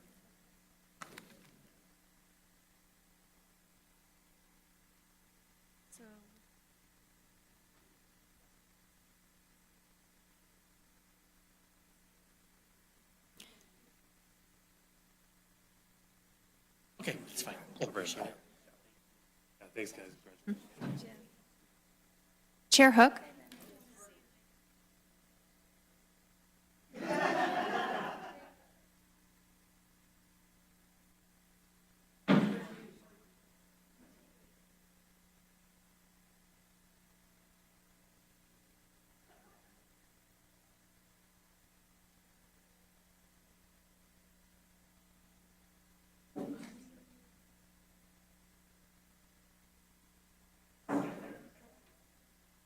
Chair Hook, may we request a 5-minute break? You guys want to come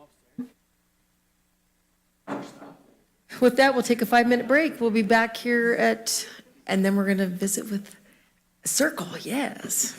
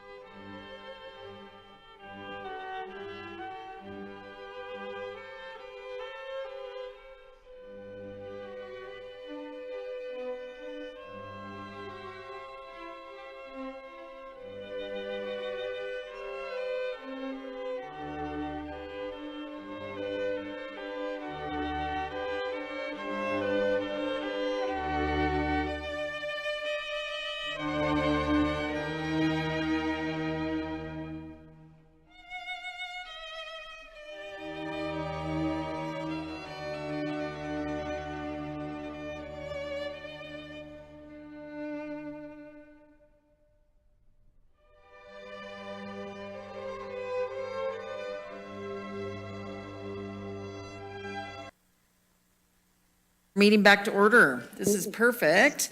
So now our next item is going to be item 31. And going to introduce Melinda Booth, and she's the Executive Director of Circle, and we're so happy to have you here today.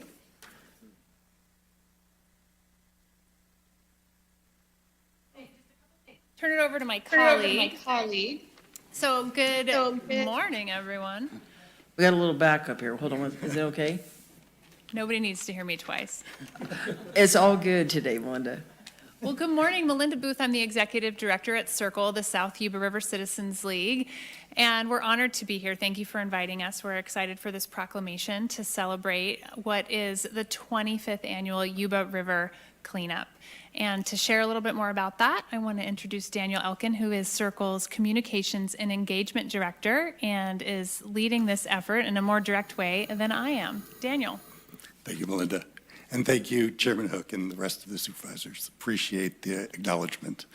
The South Yuba River Citizens League Annual River Cleanup is turning 25 this year.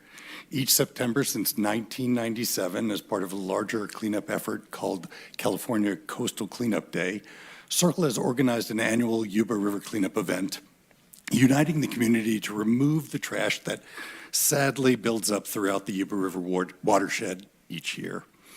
In the last few years, the Yuba River has been enjoyed by over 800,000 people each summer.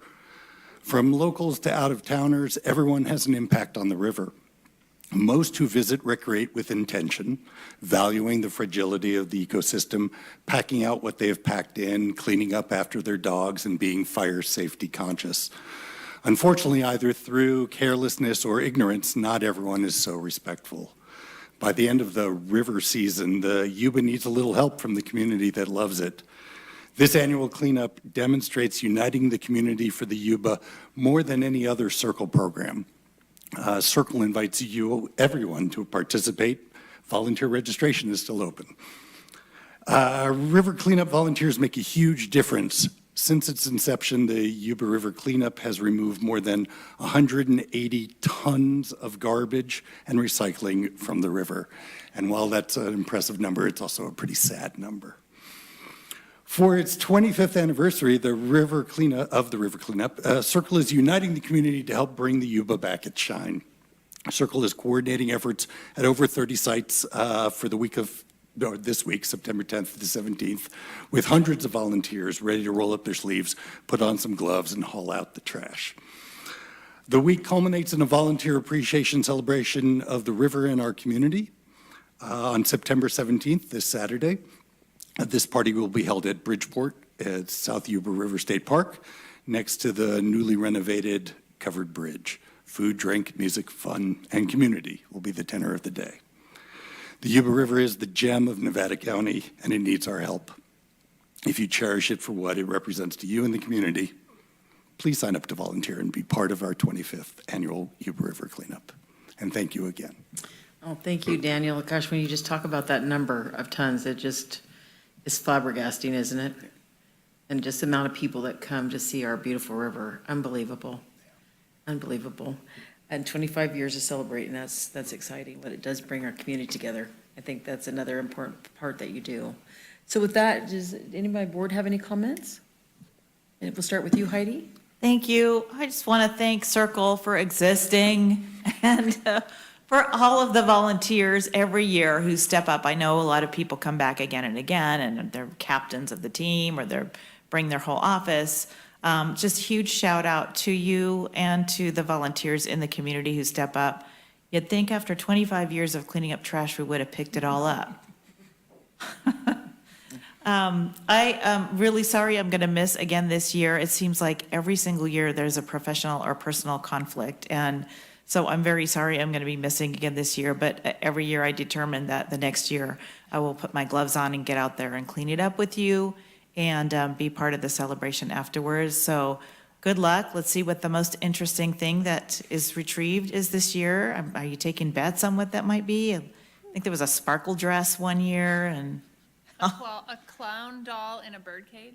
A clown doll in a birdcage, so that's part of the fun. But again, thank you so much for doing this. And so anybody listening, please consider volunteering and helping out. It is a quick and easy way to really do something very good for our river and our community.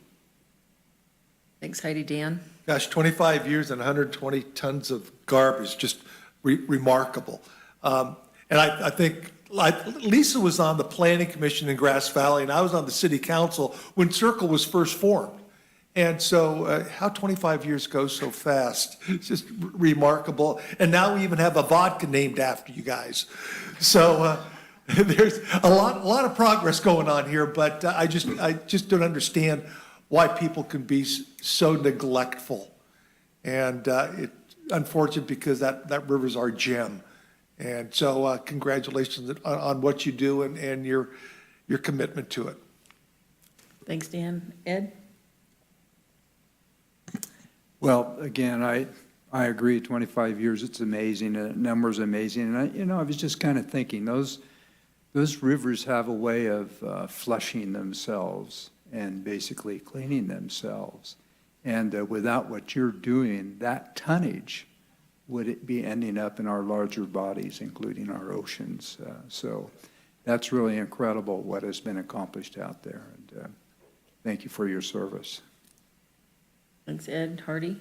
Yeah, thank you. Job well done. Pretty incredible. And I was just going to, mention that the South Yuba is this big epicenter of recreation. It's part of our economy. And keeping it pristine and the splendor of the whole South Yuba Canyon is part of what makes our economic and cultural engine function. And so I think that the value of your organization, to me, has all these different facets that I'd like to celebrate, too, as we go forward. I'm just really impressed with your organization and all the work you do. So thank you to you both, and thanks to all the volunteers that get out there and do it all the time. It's incredible. And the South Yuba in District 5 starts right there in Lake Van Norden. And it's pretty cool. It starts as a little tiny stream, but then goes into all these different pieces all through the Middle Fork and everything there. So very cool, and thanks again for all your hard work. Thanks, Hardy. Is there any public comment on this item? Julie, do you have any written comments or? No written comments or anyone online, so thank you. Okay, great. With that, we'll close public comment, and then I just want to come back and say, yeah, my favorite part of this event is seeing who brings the weirdest thing. That has been very fun, and what I'm really excited about is we're actually going to get to have a little celebration at the end of this, because it really is a fun thing that brings community together. And remind people that if you can't come on Saturday, you can still take your bags out during the week. Because sometimes if I'm not there on Saturday, we go out and do our little hike, and so that all counts. And we appreciate all that effort. It's been a wonderful opportunity being on the cohort, having Circle as part of that, and some of the projects that we are all getting done. The River Ambassador's been huge this year. I think educating, you keep thinking that that's going to even help people remember to pack it in, pack it out. Love the videos. We really put yourselves out there to really remind the community about what a resource we have with our beautiful river. And it's just hard to imagine that we have to pick that much garbage up. But let's make a party of it. That's what we do, and celebrate it and celebrate the love that the community has. And I think that's just a wonderful thing that you bring together. So thank you so much for doing that. You sure can, Ed. I was just thinking, I've been reading a book recently called High Sierras, a love story. Gosh, what a great book. And one of the things pointed out in there is not that long ago when with the backpacking they would find these meadows and there'd be nobody there. And the comment was, today there'd be about 50 people there. And I'm sure that very same thing is happening to that river, because there's areas that's almost inaccessible that I'll bet now you're seeing people in there. So 25 years ago, and what you're having to deal with today with the numbers that are coming in is just multiple gratitude for what you do. Thank you. Well, with that, I would entertain a motion to accept this resolution proclaiming September 10th through 17th, 2022 as South Yuba River Citizens League's 25th annual Yuba River Cleanup in Nevada County. So moved. Second. Been moved and seconded. Julie, can you call the roll? Yes, thank you. District 3? Yes. District 1? Yes. District 5? Yes. District 2? Yes. And District 4? District 4, yes. So real quickly, I'm going to read this, though, because it really kind of covers, I know you covered a lot, Daniel, but I think it's worth listening to what this is all about. So whereas the mission of the South Yuba Citizens League is to unite the community to protect and restore the Yuba River through scenic, science, engaging in active stewardship, educating the public, and inspiring activism from the Sierra to the sea. And whereas every year more than 800,000, that number just baffles me, 800,000 people visit the Yuba River's swimming holes, beaches, and trails, leaving behind tons of trash and recyclable bottles and cans. And whereas Circle's annual Yuba River Cleanup and River Ambassador Program are designed to keep the river clean, healthy, safe. And whereas over the past 25 years, Circle volunteers have removed 120 tons of garbage and recyclables from the river canyon. And whereas in 2021, 422 volunteers removed nearly 6 tons of trash and recyclables from rivers, creeks, and lake shorelines within the Yuba River and Bear River watersheds. And whereas families love the cleanup and its excellent team-building opportunity for youth and school groups, clubs, faith-based organizations, and business to build camaraderie and leadership skills while cleaning up trash and trails in our cherished watershed. And whereas keeping the river from being trashed in more than a one-a-day-year activity.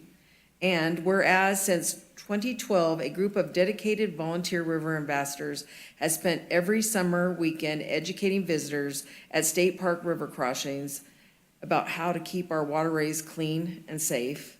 And whereas Circle's river ambassadors promote an ethic of responsible, non-polluting use of the river by speaking one-on-one with park guests at crossings, beaches, and trails using a friendly, non-confrontational approach to bring awareness to the polluting impacts of trash and dog waste, the dangers of broken glass, the importance of recycling, and the catastrophic potential of wildfire. And whereas river ambassadors have spoken to more than 58,000 river goers, removed 39,000 pieces of trash, and collected more than 5,000 piles of dog waste, and worked diligently to keep our river healthy by also providing dog waste and trash bags to recreationists. So now, therefore, be it resolved that the Board of Supervisors of Nevada County hereby proclaims September 10th through 17th, 2022 as the 25th Annual Yuba River Cleanup in Nevada County, and encourages volunteers to register early for their favorite cleanup sites at www.yubariver.org for a family-friendly, fun morning spent cleaning up and restoring our river. So again, thank you so very much. Did we have more of a little, was that the only one you had up there? So we pulled that up, and we'd like to request Chair Hook and board members to come forward for a picture in front of. And do it in front of that. I think that would be so fantastic. And again, thank you, and I hope a lot of people show up, and let's have a fun weekend. The weather's going to be perfect for picking up garbage. Thank you.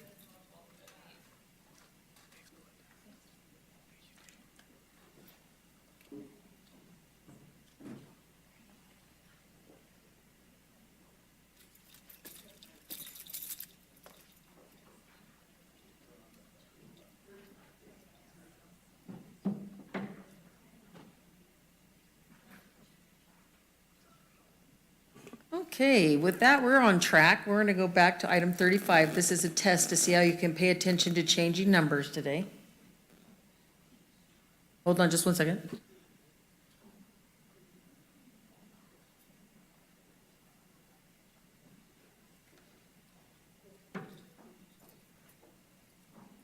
Okay, we're going to just take 1 second here. I need about 2 minutes.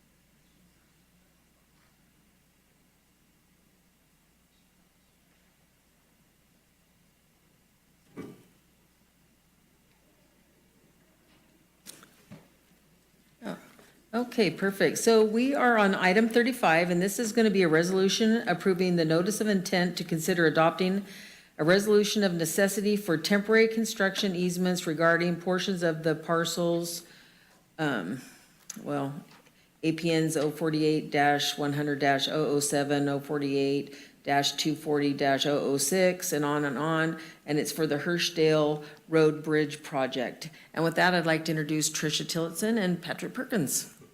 Thank you, Chair Hook. So as you mentioned, I'm Tricia Tillotson, your CDA Director and Acting Public Works Director. And I'm going to pass this presentation over to Pat Perkins. He's our Principal Civil Engineer. Pat. Good morning, Chair, Supervisors. Thank you very much. We're hoping today to give you a little bit of an update on one of our big projects that we've got going on, which is the Hershdale Road Bridge Project. Today, what we'd like to discuss with you are a couple of items. One, give you a quick little background and update on the status of the project.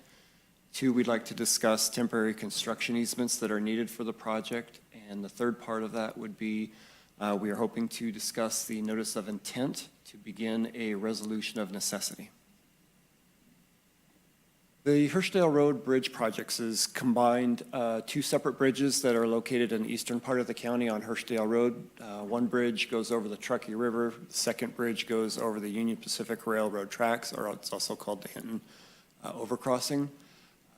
Throughout much history on this project, which has been going on for the better part of 20 years, we have arrived at a process right now where our proposal is to completely replace the bridge that's going over the Truckee River, and we'll be rehabilitating the bridge that goes over the Union Pacific Railroad tracks. Right now, our project is approximately 90% complete. Our permits are 90% complete. Our environmental document is 100% complete. We are in process with our utility relocations right now. We've been reaching out to the utility companies, getting them dialed in for when they can get their utilities out of the way. The big item that we have that is not complete at this time has to do with our temporary construction easements. The temporary construction easements that we need to complete this project or to start construction on this project are 5 separate easements, 5 separate parcels, which are owned by 3 separate individuals. To date, we have had many discussions with the property owners that are out there. We have yet to come to a conclusion with them.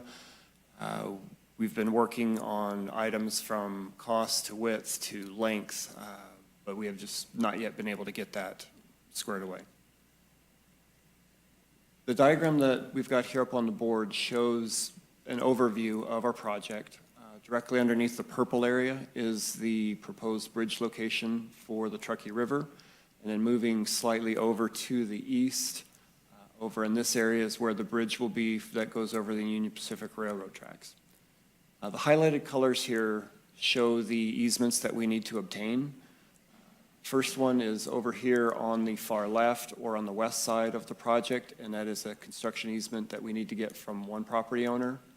The 2 purples are separate easements that we need to get from a separate property owner. And then we've got the turquoise here and over here that represent the 3rd property owner where we need to get these temporary construction easements. Up in the upper right corner, what I've tried to show here is that this bridge location that we've got going across, that's where we're going to be tearing down the old bridge. The new bridge goes back in exactly the same location. while we're working on the construction of that bridge, we need to build a temporary or a trestle bridge that will be directly upstream. And that's really why we're pushing to try to get these construction easements through this area, and that's why we're doing this. One of the things on these construction easements is that they are temporary. This is not a permanent take, but we do need these in order to complete the project. I've got a list for you showing the approximate acres down to the 100th of an acre, and the various parcels here. Just to give you a general idea how much we're talking about, roughly it ranges from 0.005 acres up to just under 1 acre. The next steps in moving this project forward, what we are recommending is to start the notice of intent, which will begin what they call a resolution of necessity, or the RON process. Really what this notice of intent does is it just states it's exactly that. It is a notice of intent that on October 11th, we will be coming back to the board, and the board will start considering whether or not a resolution of necessity will begin. So today's notice of intent is just to alert the public that in October, we plan to come back to you to start the resolution of necessity process. A resolution of necessity is really the start of condemnation, to be honest, that's really what we're talking about here. We will continue to work with the property owners over the next several months, weeks, and try to come to a conclusion. We have had, as I mentioned, numerous discussions with the property owners.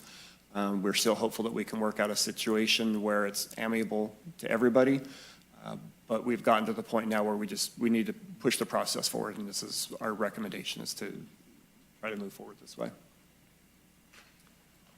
So again, our recommendation at this point is to approve the attached resolution, which would approve a notice of intent to consider a resolution of necessity for temporary construction easements as listed in the resolution.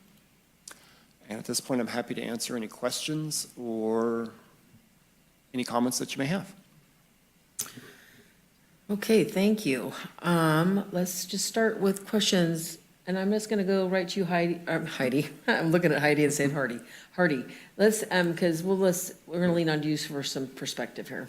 Okay, thanks. Thanks for all the work organizing the project. I know the neighborhood, we're interfacing with that neighborhood constantly. I know the supervisor's office, CEO's office, and also all the CDA staff are down there a lot. We had our supervisors meeting down there. We did the walkthrough, publication, there's a website. We've had community meetings, so there's a lot of outreach and a lot of energy going into making sure that the constituents in that area are taken care of. I just have a couple of quick questions. Can you tell me on the Brown Freeman parcel what the parcel size is? Is it 0.41?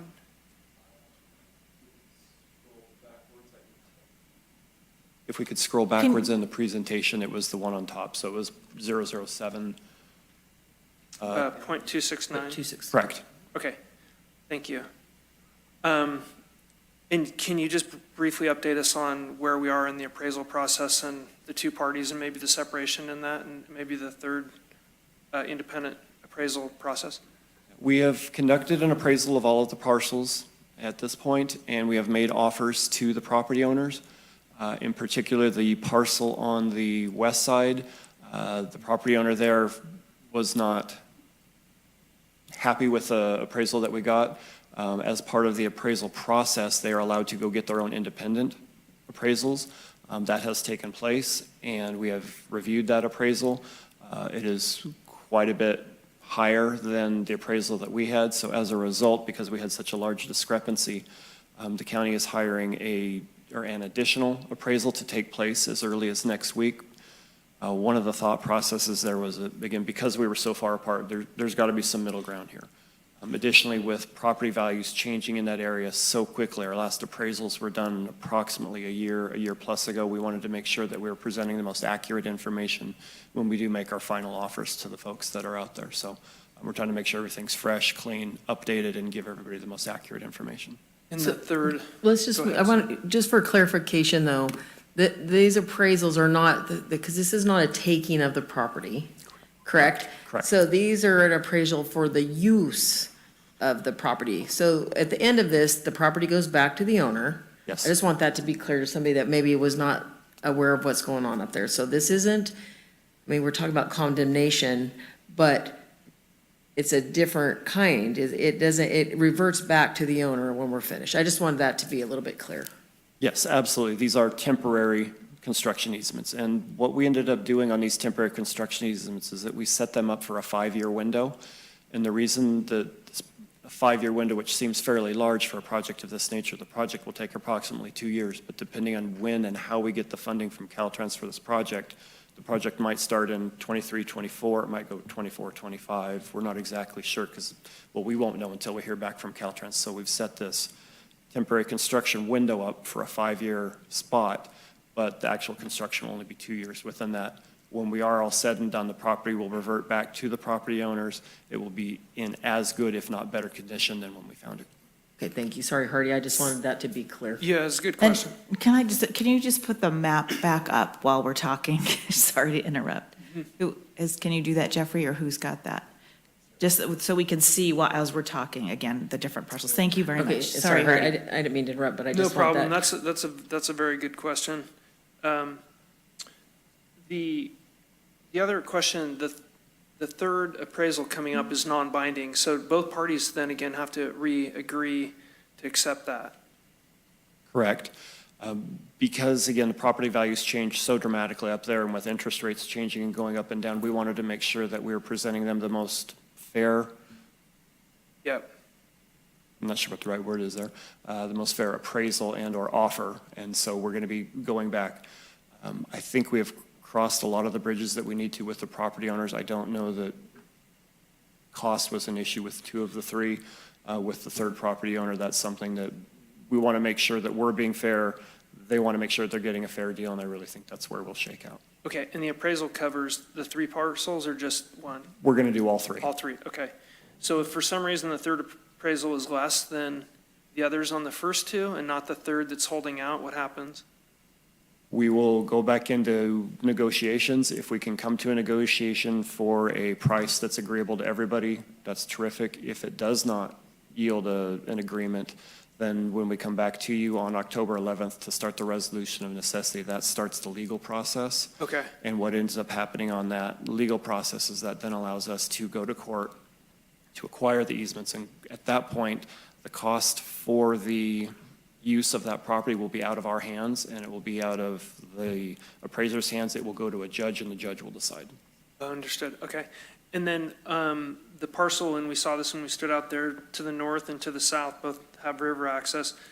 We have a letter from one of the property owners, the representative from the property owner. He talks about abutters' rights. Can you just describe what measures have been taken to assure that the property owners have legal access to their property still? Absolutely. On the project, on this Hershdale Bridge replacement, in this particular area on the south and northeast corners of where the bridge is going, we want to make sure, and we've been in contact with the property owners quite a bit to make sure that we didn't block off access to those parcels.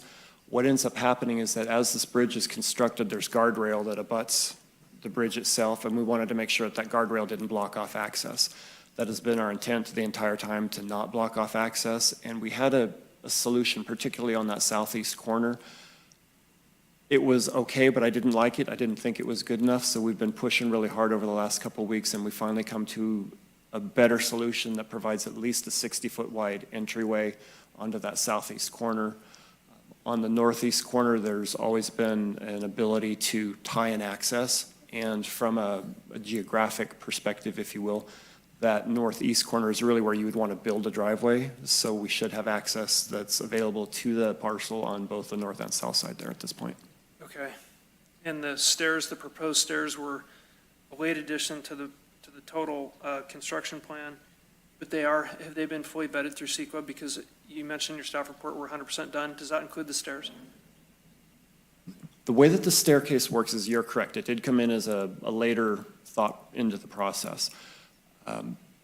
We've got the staircase designed at this point, and as far as CEQA goes, what we did was we reached out to not only the permit issuers of the project, which is Fish and Wildlife, California Regional Water Quality Board at Lahontan, Caltrans, and what they've said is that because this is a minor addition to the project. What we're going to do is we file what's called an addendum to the original CEQA document, so we don't go back and vet the CEQA document. It does not go back out to the public at this point. We do an addendum, and that's what we've been directed to do, again, from all of the permittees as well as Caltrans, who really pushes our CEQA and NEPA documents for this project, and that's what we were told to do.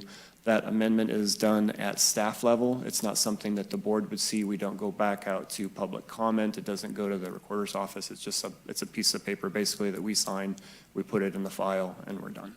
Have the owners gotten a copy of that addendum submission? No, we have got it written at this point, but it has not been finished. But we'll have it out by the end of the month. Okay, thanks, Hardy. Heidi, you have any questions? Thank you for all your work on this. Just some crazy visualization questions so I can, like, on the ground understand where this would go so that I can understand how the properties are impacted. Where the railroad bridge is, it's pretty clear you're just going to do a little loop to go around where the bridge is being built, correct? Yeah, I would say that the orange areas that's in UP property, Union Pacific property, and that's really access to get to both sides of the tracks because they don't want us crossing the tracks they don't want us on the tracks at all. So we needed access to both sides. We can't be pulling construction equipment and or materials back and forth. Okay. So what we needed to do was to get onto UP property, and that's how we do it. And then the longer orange line, is that to provide access to the bridge, the Hershdale Bridge from this other road that isn't named? Both of the orange pieces provide access to the south and the north side of the UP Bridge. So both of the orange pieces are needed strictly for the Union Pacific overcrossing or the Hinton Bridge. The orange is not needed for the Truckee River Bridge portion. Okay.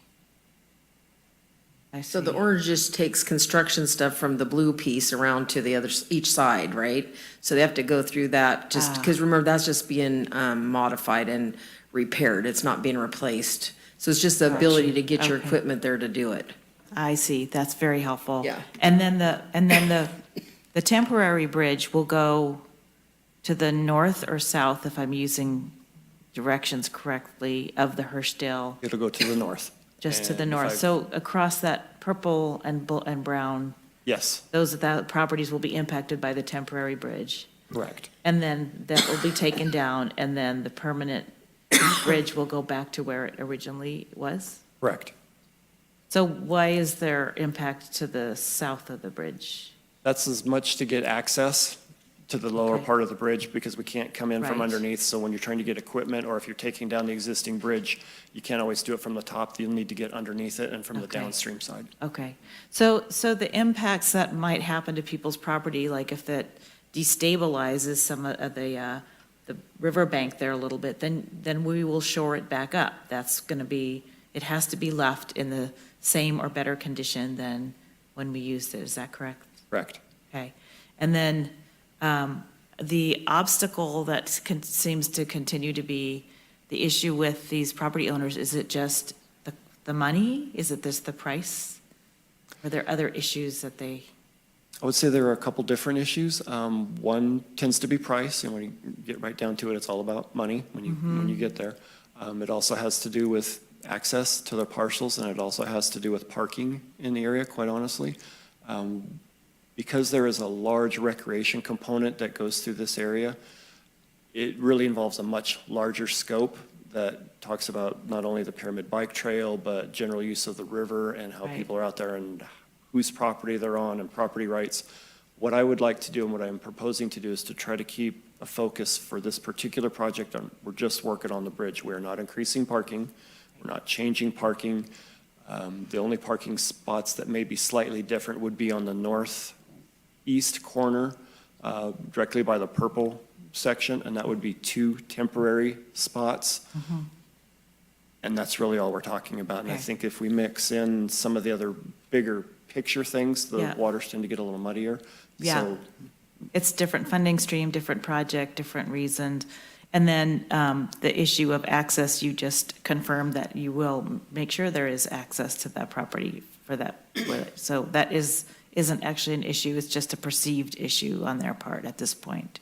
I think we've got it squared away where they will have access, and I had reached out to the property owner's attorney as late as a few hours ago and said, we've got it settled, we know exactly how we're going to do it, you will have access. And I've provided him that documentation, not only verbally, but in writing. Okay. So we're just doing that, the NOI is the official start of the process? Okay, and then I think you answered the question that the reimbursement to folks will be up to the judge. It'll be out of our hands at some point if they can't reach agreement. If we cannot reach agreement, correct. Okay, I think those are all my questions. Thank you.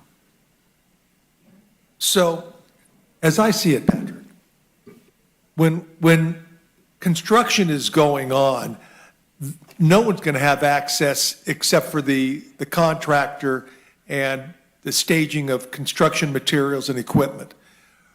When we were out there, the residents don't want any public access to that property anyway. Mr. Andresen wants them to go down Floreston where that other area was, and that's where they want them to have access. So the only person that's really going to be impacted that actually uses it looks like it's going to be Jennifer Freeman, because she's got a table and chairs down there and she goes down there. But other than that, they had boulders across the Metzger property so people wouldn't have access. And when construction's going on, there's not going to be any access regardless. We would not allow people to get into an active construction site, absolutely. Which is exactly what the property owners want. They don't want public access there. They don't want people parking down there. They don't want people going through their property down to the river as it is. So it's a money issue. That's basic to me. That's all I see it as being, is an issue of, okay, you're going to use my property, I need to be reimbursed. I think that's certainly part of it. I would also say that when the project is said and done, with the staircase that we're proposing on the southeast corner, which will be right adjacent to the bridge. Right. All within county right-of-way, so we're not having any changes to any grading or any more disturbance to riparian areas or anything like that. It will, if anything, concentrate people that are currently trespassing across the various parcels, but to give them direct access down to the river. So in my mind, the staircase will not only bring people off of the trespassing and get them off the land, but try to put them into not a confined area, but into a smaller area where there's no need to trespass anymore. Yeah, I think Tricia, when we were out there, said this is an 80-foot right-of-way that the county has, and so if we keep the staircase in the county right-of-way, and if people want to go to the river, they have the right to use that staircase on county property. And the only issue that the residents will have there are people parking, which they have an issue with right now. And I would like to maybe... Yeah, okay. I said I would like to maybe clarify one of the comments I made. When I said that our CEQA documents are all done, the CEQA document, which is a mitigated negative declaration, is complete, is 100% complete. We've gone through all the process. The amendment that we would propose to do is in addition to the 100% completed document. So the document is done, we are going to add on to it, so is that 100% done? Yeah, well, it's been a 20-year project. We need to put this project to bed. Well, we have the funding. I mean, we don't want to lose the funding, because that is what's critical in this at this point. So Ed, did you have did you have anything? Okay, well, I think so let's dial this back, because really what this is all about is putting this is a resolution, of intent, and we have to start somewhere. And it just still opens up the door for more conversations with your folks. But then in October, if we hadn't come to somewhere, we have to initiate this and move it forward. So the resolution today is just about intent. And so with that, I'm going to open up public comment. And Julie, we had some written comments. We have one written comment, but we also have someone online waiting to speak. Great. Well, let's bring that online caller first. Amber, bring the caller in, please. Good morning. Are you there, caller? Yeah. I'm here. Oh, good. Good morning. Good morning. You can go ahead. Okay. Yeah, my name is Jennifer Freeman.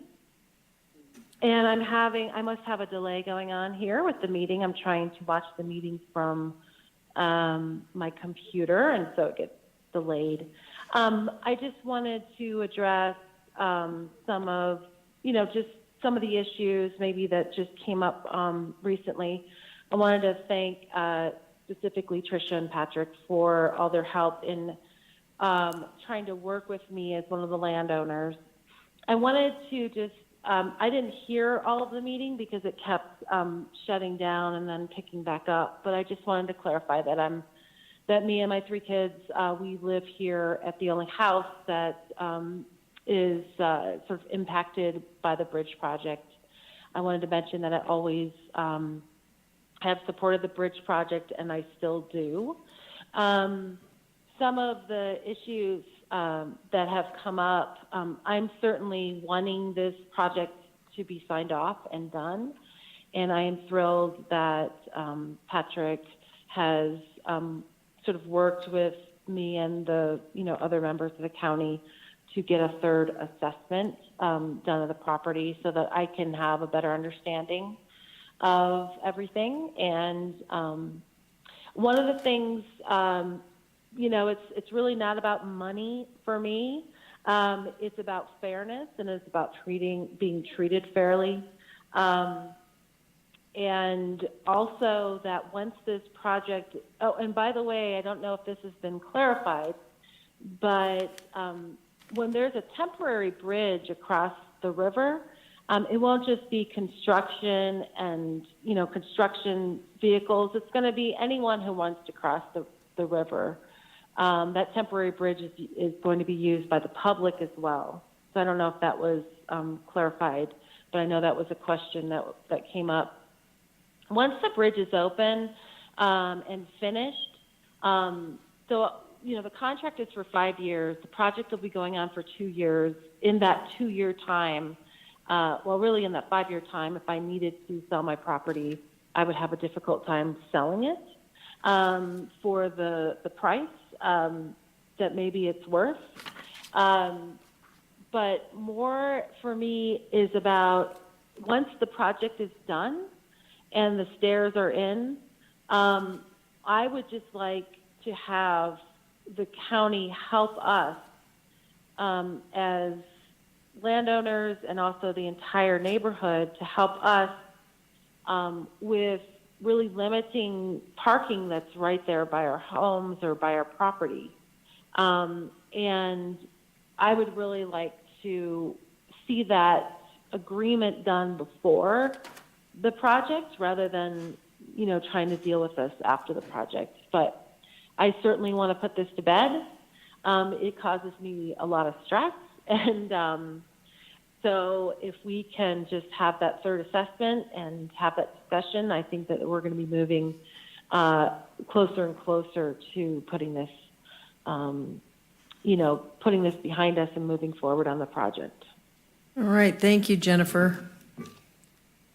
Thanks. Okay. Is there any other public comment? Just the letter. Okay. That was received by Greg Gatto. He's an attorney on behalf of the Legg family. All the board members did receive it. It's uploaded to Legistar. I can read it to the record if you would like me to.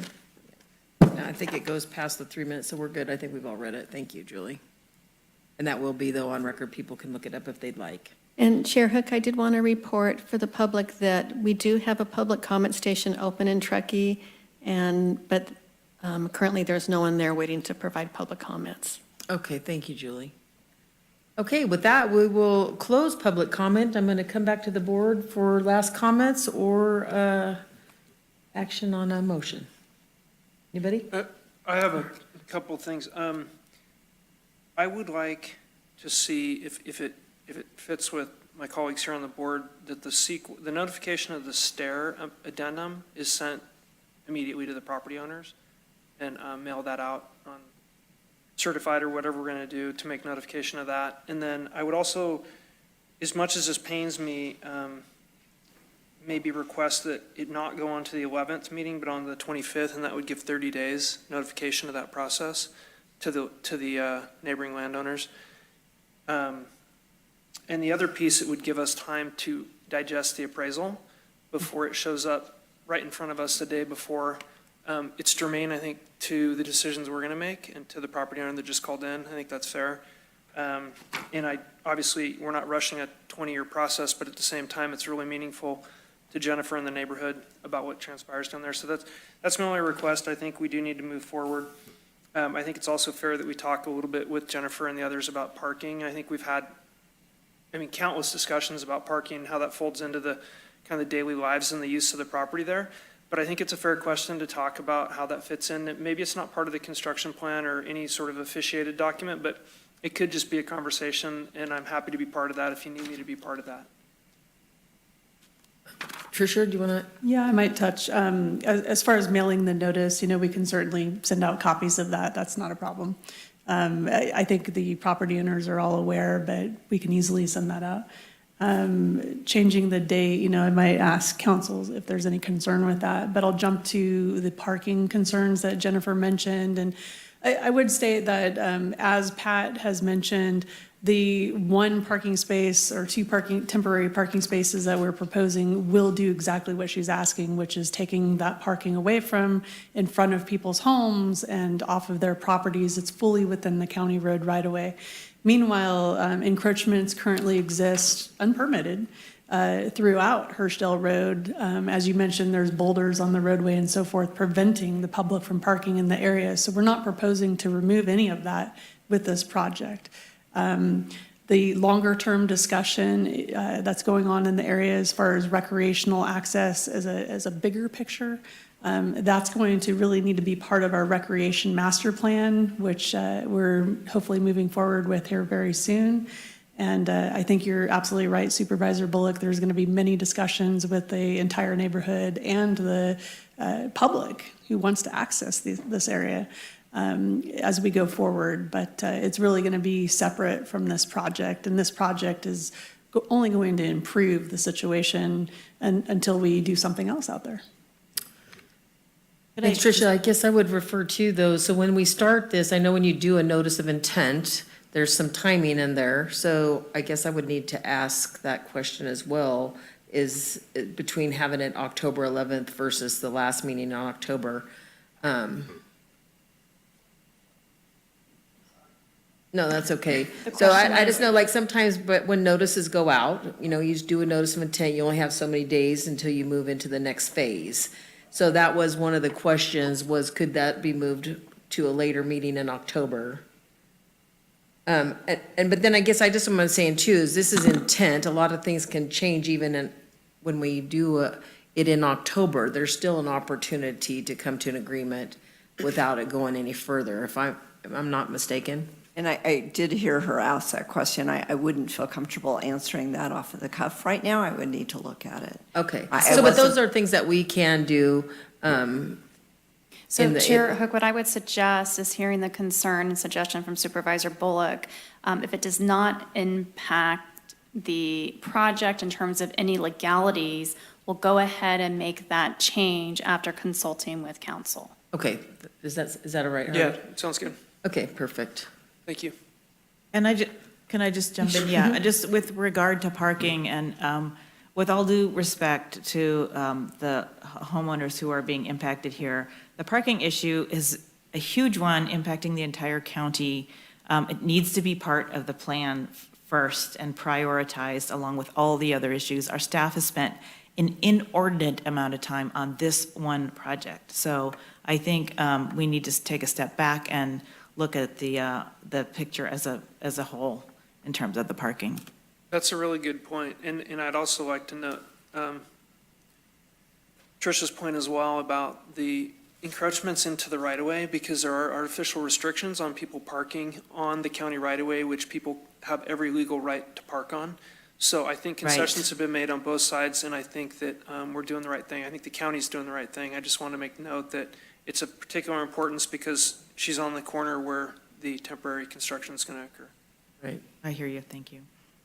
Okay. Well, with that, I would entertain a motion to, on on this resolution approving the notice of intent to consider adopting the resolution of necessity for the temporary construction of the easement regarding the portions of the partial of listed parcel numbers. So moved. A second. It's been moved and seconded. Julie, can you call the roll? Yes, District 3. Yes. District 1. Yes. District 5. Yes. District 2. Yes. And District 4. District 4, yes. Okay, thank you very much. And we'll just stay tuned, and hopefully that new appraisal and some other conversations will keep this thing moving forward. We don't want to lose that kind of funding. Bridge funding is hard to come by, and by looking at the bridge, it definitely needs replacing. So that's a danger to the whole community as well. So thank you so much. So, and then we are going to go to item 36, and which is a resolution authorizing the chair of the board to sign an invitation to bid and the purchasing agent to solicit bids for the hazard tree removal project. And I'd like to welcome, there we have Craig Griesbach as well as Patrick. So welcome and take it away. Good morning, Chair Hook and members of the board. For the record, Craig Griesbach, Director of Emergency Services for the county. We have a brief presentation for you today about this important hazardous tree removal project, including information holistically on kind of our vegetation management strategy.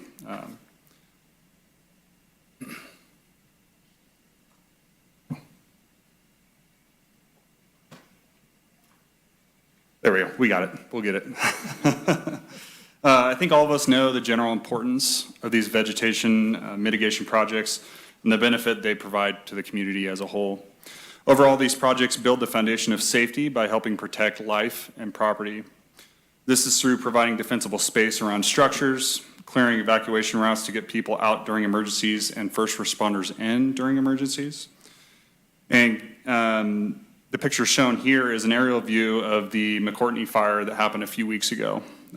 If this structure didn't have defensible space, this likely would have spread quickly into the surrounding vegetation, potentially causing a much larger event. There's a lot of work that has been done towards these efforts, especially over this last year. Some of these include removing fuels from over 200 miles of county roads, made possible through a grant from CAL FIRE. An additional 100 miles of debris cleared from winter storms on public roads due to the winter storm event. The 1,200-acre Ponderosa West Shaded Fuel Break Project, Phase 1.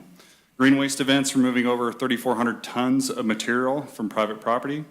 The FireWise Communities Microgrant Program, which is underway right now. Our Access and Functional Needs Program, which is also underway right now. And a project to remove hazardous trees that we are presenting for you today. A lot of work has already occurred, but as you know, there's a lot more to do. This is kind of an endless dream that we have for vegetation management. Moving forward, we will be working on several key projects and initiatives. Some of these include critical planning efforts, which is really important to prioritize these projects, including updating our local hazard mitigation plan, community wildfire protection plan, and our evacuation study. Working on several shaded fuel break projects, including Ponderosa West Phase 2, maintenance of Ponderosa West Phase 1, South County, and Woodpecker Ravine. We are also working on longer-term solutions for green waste by investigating prospective sites for storing and processing green waste, options for sustainable funding, and navigating regulatory requirements. Lastly, we are leveraging our many community partnerships, including the FireWise Communities, the Fire Safe Council, and the Recreation Conservation District, to only name a few of these partners. We do have many challenges ahead of us, as I think much of us are aware, really to meet our overall vegetation management goals. Some of these include finding sustainable and flexible funding solutions, as this is a primary issue for us. Building the capacity in our community to do this work, we need to diversify our approaches and build more capacity through workforce development. Navigating regulatory barriers to get work done in a cost-effective and also expeditious manner. Regulations such as CEQA, NEPA, and others continue to be challenging to navigate. The frequency of emergency events stunts our progress at times as well. Just over the last month and a half, we've had the Still, Pleasant, McCourtney, Rices, and we're doing mutual aid for the mosquito fire just in this short period. There's a wide array of property stakeholders that present different challenges. Larger scale projects such as our shaded fuel breaks are challenged by the variety of stakeholders from state, federal, and private landowners kind of scattered throughout the county. And lastly, but not least, tree mortality continues to be a huge issue in our community during fire events, challenges projects along our key evacuation routes, and adds another dynamic when completing defensible space throughout our community, as well as presents other hazards to our first responders.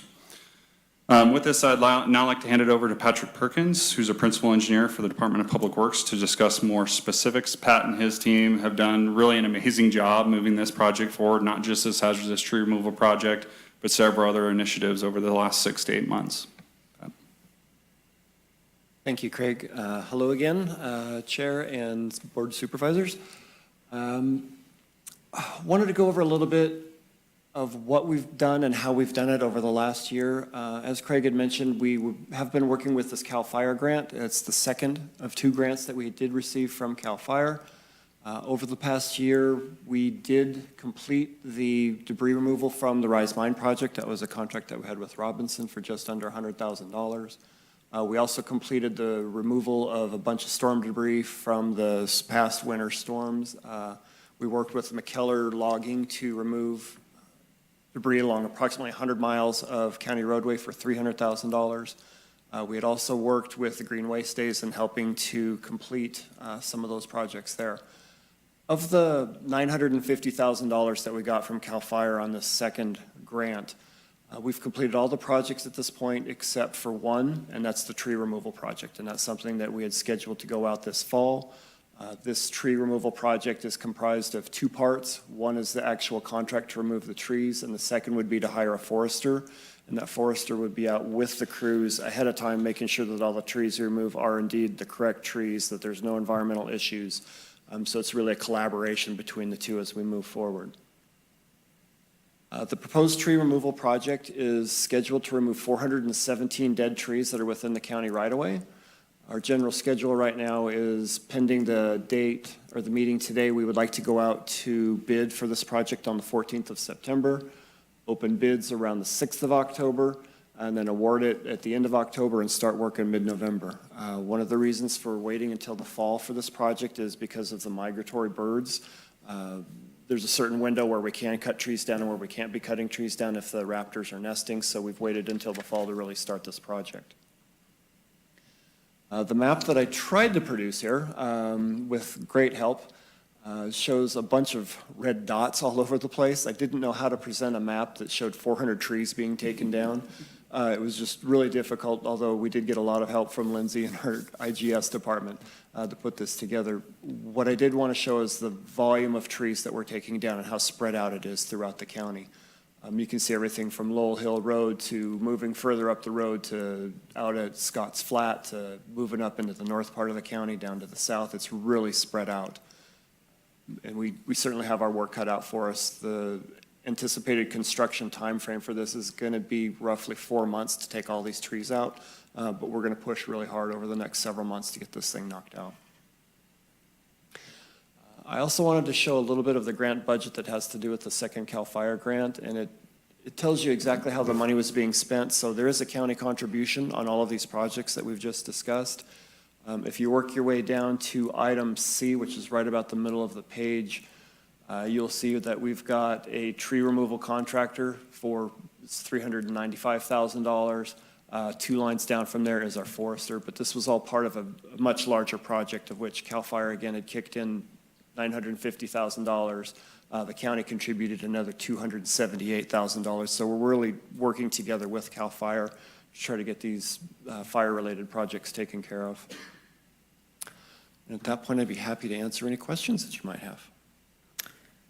Great presentation. There's so much work to be done. It's just, we keep hitting them a little at a time. I mean, we move forward, and funding and work and scheduling is going to continue to be challenging, but I'm ever impressed with the work that you guys continue to do. So it's been great. Let's start with Dan.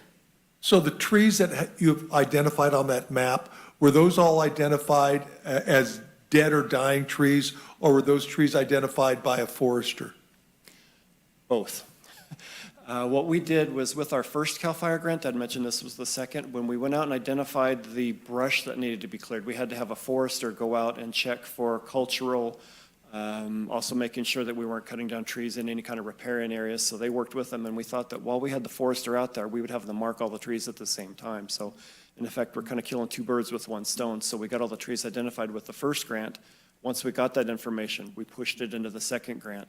So the work of identifying which trees need to come out has already been done by a forester, and we should be good to go. Okay, I know there's some residents out on Allison Ranch Road that were complaining about trees leaning over the roadway. Was that a criteria for, say, marking that tree for removal? That would be part of the criteria. So if the tree was either dead, dying, or a hazard, imminent hazard is, I guess, the word that I would use there, then yes, it hit the list. And one of the reasons that we used the forester the first time was because we had to go through and do, as I mentioned, quite a bit of environmental work, which included biological and cultural surveys. So we can't, with this particular grant, just go out and cut the trees down on any road. We have to go out and do the surveys first. So that led to the roads that we picked, which were all part of our major ingress egress roads. So it wasn't haphazard. So for instance, if somebody called and said, hey, I've got a tree leaning over road X that wasn't part of our original survey, that's something that we would have road crew go out and do. But if it was part of our original survey, we were able to put it into this grant. And the trees that are taken down, where are they going to go?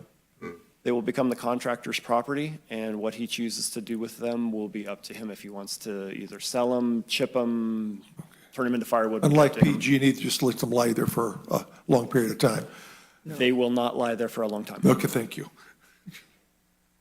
I think it's always interesting when you bring this up, is there is such a process. I mean, we get complaints, people say, how can we go do this right now? Cut it down, we want them down now. You need this done, you need the money, we need it done now. But there's processes that we have to go through. We can't just always just go cut trees down because of just what you're talking about. It's, you know, you have to have a forester look. I mean, there's a lot of in this process. We would love to go just see a dead tree and cut it down, but that's not how the process works. And we have to follow processes that come from our state and working with all the different agencies. So I just want people to be clear. It's not that you're not getting it done, it's that there's a process that we have to follow. Yes. Heidi? Thanks. Can you elaborate a little bit more on how you chose the trees and the roadways? So did you pick the major evacuation roadways and then did you actually drive down them and look, or just a little bit more information so I can explain it to folks? When we did the original CAL FIRE grant, there was a large collaboration between CAL FIRE, county staff, and when they looked at the roads as far as potential evacuation routes, we tried to pick the major roads and then kind of worked our way out to some of the, so say you start with arterials and you go to collectors and you go to local roads, kind of a thing. So there was quite a bit of collaboration when the original roads were picked. And so, yes, they did go out and drive all the roads originally when they did the grant, and then we had our forester drive all the roads, and we've since driven the roads at least 3, if not a 4th time. Okay, and so I'm just wondering about, like, in the meantime, the Firewise communities have done a lot of work and identified additional potential evacuation routes and pieces of road that they can, you know, put together, or multiple evacuation routes. Are we working with the Firewise communities on that too, or is that too much for this grant? They were part of the original grant, and they were Okay. part of the collaboration, but as you mentioned, you know, that's been a couple years now. That information is a couple years old, so have things changed? Absolutely. Especially with all the storms that we've had and road crew go out and clearing things, Firewise clearing things. We had to take our best shot at it at the time. That's how we could kind of use the forester. And again, as I mentioned, we kind of double dipped, if you will, where we got him on the first time. Then we didn't have to pay for him to come back a second time.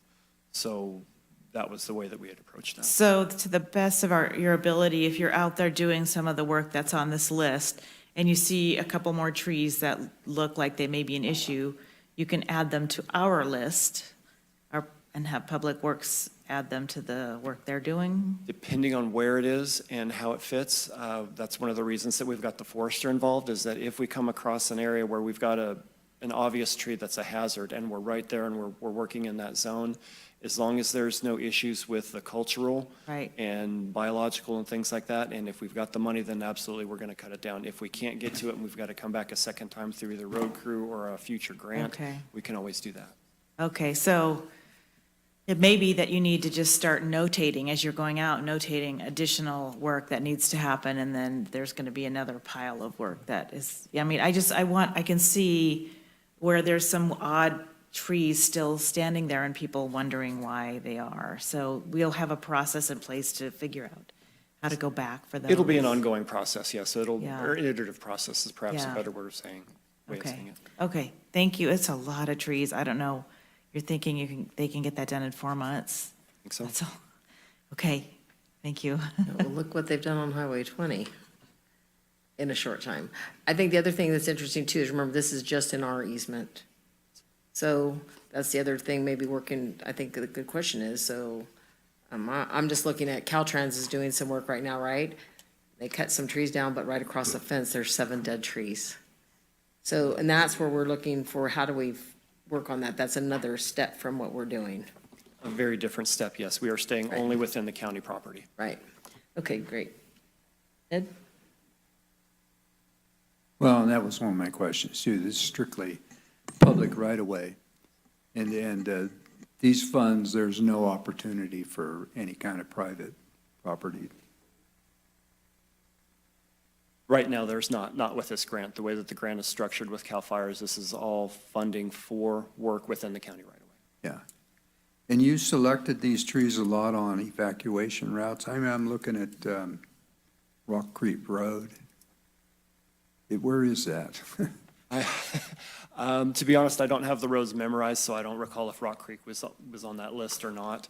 Rock Creek is huge. I mean, that's where the bulk of your trees are. That and Pasquale is the way it looks to me. Pasquale had a bunch of them. They were surrounded throughout the entire county. And we There's a dotted in the list. spec list. Yeah, that's what he No, I was have the wondering where list. that is. Where is that? Is that in your district, Heidi? Rock Creek? It's, Rock Not- Creek is up Highway 20 near Harmony Ridge Market on going towards Truckee on the left-hand side. Okay. And so Minor there are major parties. evacuation routes for that area? There are. Where we're getting I mean, folks. that's what the- That was part of the original agreement, if you will, that was reached between CAL FIRE and us and the council when everything was going through. When we're going to clear brush along all the sides of the roads, was that was deemed as one of the critical routes. Sure, that makes sense. That makes sense. Well, I think it's wonderful. I'm sure you could find another 417 trees out there in my district. We will continue to work with CAL FIRE and other funding entities, and if they can come up with more money, I'm sure we can come up with more good ways to spend it. I don't know. Hardy? No questions, thanks. I just wanted to mention the town of Washington Road, and our easement goes to a certain point, but then the trees on the uphill bank are on private property that lean way over, and that's been a comment. They're just wondering if you had any thoughts on that. We will trim, cut, and remove as many trees as I think we legally can without getting in trouble for getting onto private property. So we will do our best to try to open up those corridors so in the event of a fire, people can get in and out, and that's really what our focus is going to be. So each particular tree will be unique, if you will. Anything that we can reasonably, legally cut down that makes sense, we're going to do it. Okay, great, thank you. I have a follow-up. Sure. I'm assuming we're going to do some outreach on this, especially those places where there's a bunch of trees. Are we going to do that, or can Yes. we let folks know that they're, okay? Yes, we Great. will. Thank you. Perfect. Is there any public comment on this item? Julie, do we have anybody online or any written comment? There's no callers. I do have one letter to read into the record. if you'd Okay, would like. you do that, please? This is from Joanne Feitz Kaufman. I couldn't confirm her district of residence. I think, District 4, okay, thank you. She writes, I support this resolution, but feel that the amount is inadequate to address the magnitude of the current and growing life threat situation posed by dead trees along the road. The budget should be $1 million, an emergency should be declared, and this made a priority by the county public works with other roadside crews and work redirected as soon as possible. Emergency would get state and federal assistance, should demand Caltrans clear on highways now, and help private landowners through the FSC. I don't know what that is, but she says, do more immediately. Thank you. Fire Safe Council. Perfect. Thank you, Julie. Is there any other public comment? Okay, with that, I'll close public comment, and I'm gonna just come back and, again, say thanks, and then Craig, maybe kind of just talk a little bit about, could you just give a little overview? There, we're looking for funding, that's part of the reason to get some of this done. We don't have any funding for private property owners for dead trees yet, right? Is there anything out there? I mean, we're looking at some of these. Chair Hook, just to speak to this kind of overall conversation, this is one small positive piece of the huge puzzle we're trying to solve. And there's several initiatives that we're working on from other grant work, shaded fuel break projects, the micro grant program that we have. So we're trying to really attack it from all angles based on the resources that we can find. So that's what we're really focusing on right now. Ms. Feitz Kaufman, who commented there, I met with her several times. We're talking about establishing a local tree mortality task force potentially to look for funding and options and longer term solutions. So there's a bunch of different projects we're working on to try to work towards vegetation management, and this is one piece to the puzzle. Perfect. There's so much work being done. I feel like I know there's a lot, but I feel like we've come a long ways in the last couple of years, and we see these people. It was very nice to hear that gentleman speak today about how that micro grant benefited that fire safe community, and I hope we have some more reports on how those worked as we come. And again, of course, as we start the Ponderosa and some of those bigger projects, I'm pretty excited to see how that can all work. So we keep up the good work, and this is just one more step in that. Again, for evacuation, I think this is huge. And Chair Hook, I just remind the board as well as the public, this information is on the county webpage, but Measure V, part of the expenditure plan would be vegetation removal of roadways. Okay, great. No, this has been good. I appreciate that. And with that, does anybody else have any comments? Otherwise, I'll entertain a motion. Motion to approve. Okay, it's been moved and seconded to approve the resolution to sign the invitation to the bid and the purchasing agent to select bids for the hazardous tree removal project. So I'm really excited about that. Julie, call the roll. Yes, thank you. District 3? Yes. District 1? Yes. District 5? Yes. District 2? Yes. District 4? District 4, yes. Thank you for all the work you guys are doing on all this stuff. Keep up the good work. Okay, with that, I think we're getting to the, we'll do announcements real quick. Does anybody want to run through their announcements, Dan? I'll do real fast. Not much going on the last 2 weeks. Did get a chance to speak at the 9/11 Remembrance gathering at the Vets Hall on Sunday. Nicely attended, even with the smoke. Also, I want to go on record as thanking all of the businesses and individuals who have contributed to the RCRC auction basket. I've got 4 nonprofits that are going to benefit: Law Enforcement Fire Prevention Council, Care Crisis Center, Gold Country Senior Services, and through Bright Futures for Youth, Hardy's Gold bike ride. Yeah, because Hardy stepped up. Thanks, Hardy. Perfect. That was great. Thanks, Dan. Ed?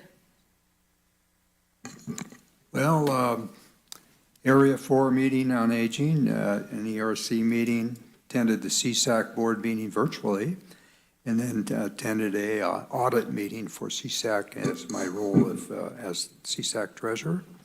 Had a great meeting with Congressman LaMoffa, actually thanking him for the assistance that he's given us in some of the projects, especially up in your area. Sue, he'd love to see that one get going as soon as possible. Meeting in Reading with NORTEC, Higgins area, Greater Higgins Area Municipal Advisory Meeting, a meeting with Mr. Browning and the Air Quality District on working more closely together on responses for fire smoke situations where fire departments are called out. That was an interesting meeting. And several meetings with constituents, including had a good meeting with Chief Good from the Higgins area and what some of his priorities are down there. Nice. Okay. Heidi? Okay, let's see, yes, I attended the CSAC board meeting in person, and then we met with a CSAC, small CSAC contingent that came up for a small meeting and lunch, and you were there too, which was to talk about some of the highlights of Nevada County and look at leadership issues going forward.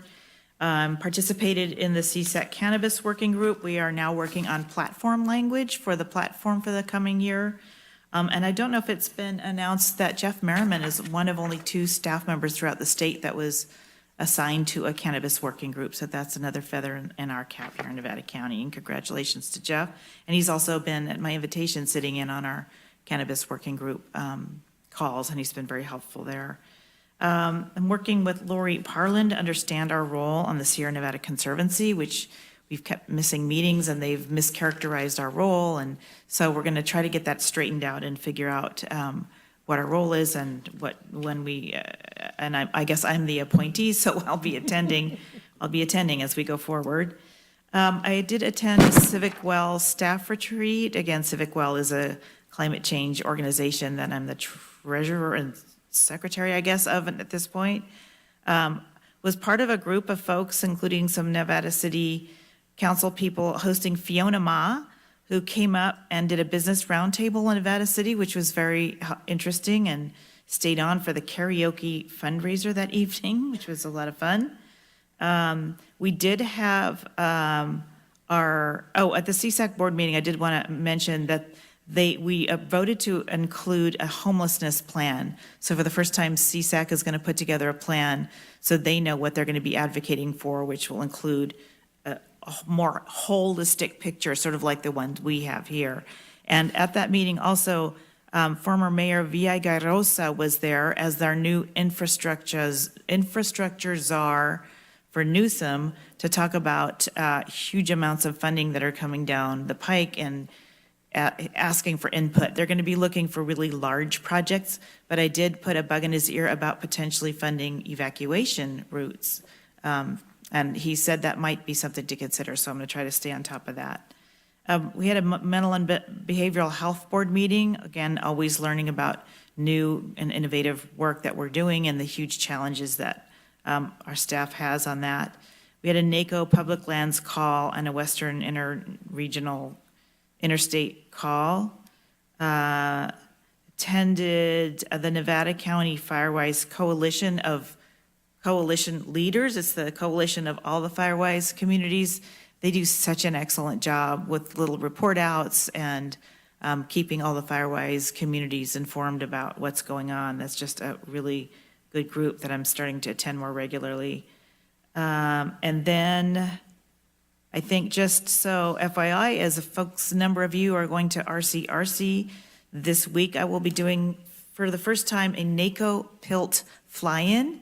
So NACO is funding this, but a contingent of about 30 county supervisors from around the country are flying into DC, running around to up to 30 meetings we're going to have on Thursday, and then finishing up with a discussion among us, including some speakers from the Forest Service and BLM the next morning, and then flying back home. So, and this is to increase awareness of the Congress people and senators on the PILT funding, the payment in lieu of taxes funding that many of us are the counties with public lands rely on for additional funding for our budget. So this is something they do every year to make sure they are aware of how necessary this funding it is and to advocate for more consistent, regular funding on that level. So that's where I'll be this week while you guys are at RCRC. Thank you. Heidi? Hardy? Busy. Thanks. We are spending a lot of time in the Heart of Gold planning, trying to get our sponsorship, the course, everything to come together to make sure that event, it's October 8th, so we're going to have hopefully 500 registration riders, a lot of stuff on social media and a lot of advertising going out to get those riders here and hopefully get them into heads in beds in Nevada City and go out to restaurants and go ride. And so we're hoping there's no smoke. So that's been a lot of the time that we're putting in there. We're went to the Martis Valley Trail dedication. So if you know Martis Valley, there's now a paved trail that goes all the way through Martis Valley. It's been 15 years in the making. Starts at the corner of 267 and Airport Road and goes all the way to North Star. Really cool. It was a big push through tribal lands, and the tribe and the Army Corps of Engineers and the community all had to come together, so it's been a long haul. It's pretty cool. Allison and I got the opportunity to meet with Supervisor Holmes from Placer County and talk to him a little bit about what we're doing up in the District 5 area with his colleague on the board, Cindy, and he's been a supervisor for, correct me, 20 years, 15, 20 years. Just a great individual. It was really fun to sit down and talk to him about what he's doing. Had the Tahoe Basin Biomass Task Force meeting, which is Nevada County, Placer County, Town of Truckee, and a handful of others that are working on some solutions to try and handle biomass treatment and also utilization in the eastern part of the county. I gotta say, Placer County is doing some really cool work, both at the landfill, Eastern Regional Landfill on the lake, and also we're talking a little bit about the Hobart Mills site, which is also part of our potential housing site in unincorporated Nevada County, just north on 89 there, just right out of town. We had a library alignment meeting. Thanks to staff for running the meeting. I wasn't able to attend, but the library project is moving forward. We're planning out the Nevada County Sustainability Summit, which is October 13th, I believe. And that is a meeting between the South Yuba cohort, my CCC group, and a bunch of guest speakers. So it's going to be held at Martis Camp, which is across the street from the airport, in an amphitheater style setting. I think it's going to be really nice and a lot of really good guests talking about some kind of thought leadership pieces on conservation and sustainability. Looking forward to that. Met with Truckee Fire Protection District and Chief McKechnie, talking to him, answering questions about Measure V primarily, but also talking about what we can do to work together.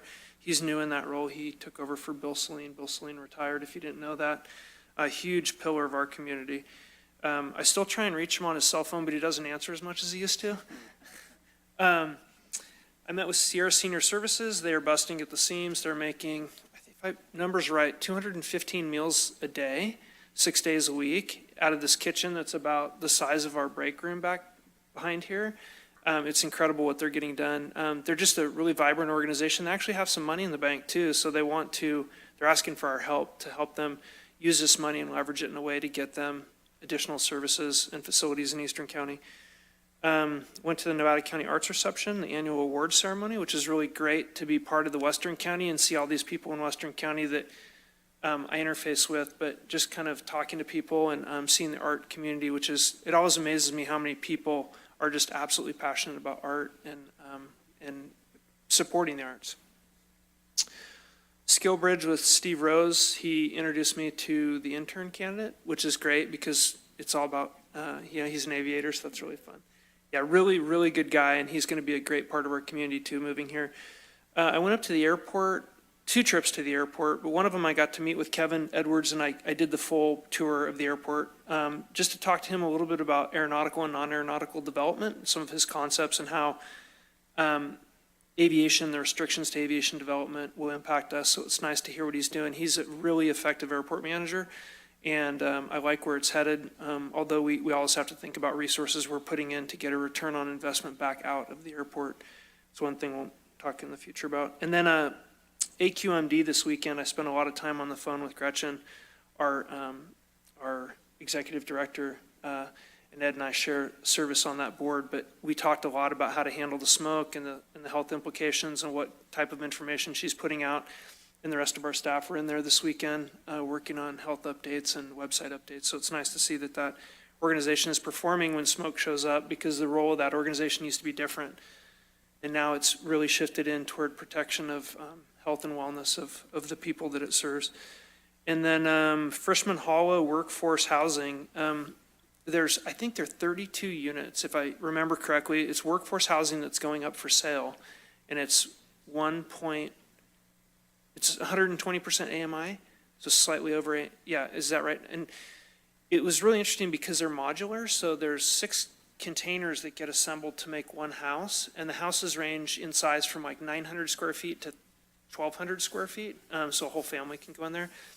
But in talking with our CEO, Allison, we talked about how projects with the county, if we were coming in at the lower AMI range, can be coupled with projects that are supporting higher AMI to make a fully funded, full circle project in support of the community, because we really serve the lowest portion of the AMI population. And then there's Placer County and other partners, the JPA and the town, that are looking at workforce housing, which is higher AMI. So it was really interesting to see, and hopefully we keep kind of working together to do that. Hobart Mills is one of our opportunities out there, which I hope the board will hear a little bit more about that as time goes on. Nice, thanks, Hardy. Well, I am going to be short and sweet, but I would tell you my biggest part of the last couple of weeks has been phone calls about PG&E. That's been a bit challenging in my district over the last, well, actually forever. Rough and Ready seems to be a rough little spot for power outages, so that's been lots of complaints in that direction that I can't really fix, but that I can keep sharing that we're having the issues. And we're hoping to have PG&E here at our meeting at the end of the month to come and do a little bit of a give a presentation, a little idea what they're dealing with. Remember the guys that are out there working or not, they work for PG&E. They're not the ones that make the decisions. They're not the ones that do that. So I just like to remind everybody, be kind. Remember, they're just out there doing their jobs, and they're trying to get your PG&E back on as soon as they can. So, and then the highlight of my week really though was my ride along with Code Compliance Cannabis. I got to watch our drone in action. It was very amazing. It was wonderful to see how professional they are as they use that. And the fact that it's actually working. I'm really looking forward to them coming and giving a presentation of how it's really moved them forward with illegal cannabis in our community, because we're really, really wanting to focus on the folks that are doing this correctly. And it doesn't mean that even if you get caught illegally that, you know, at some point, maybe they'll encourage you to do it legally again at some point. But, and I really loved it, was opportunity because we rode with the sheriff's office as well. And it was nice to talk to them about that process, where they're at and how the warrants come. And it's quite a project. And I just really want to get a shout out to that team, because for a small team with such a big project, they're really doing an amazing job. So, thank you for putting up and taking me for the whole afternoon, and it's really interesting. If anybody has the opportunity to really talk about them, what they do and how they go and what they smell like at the end of the day, it's really a challenge.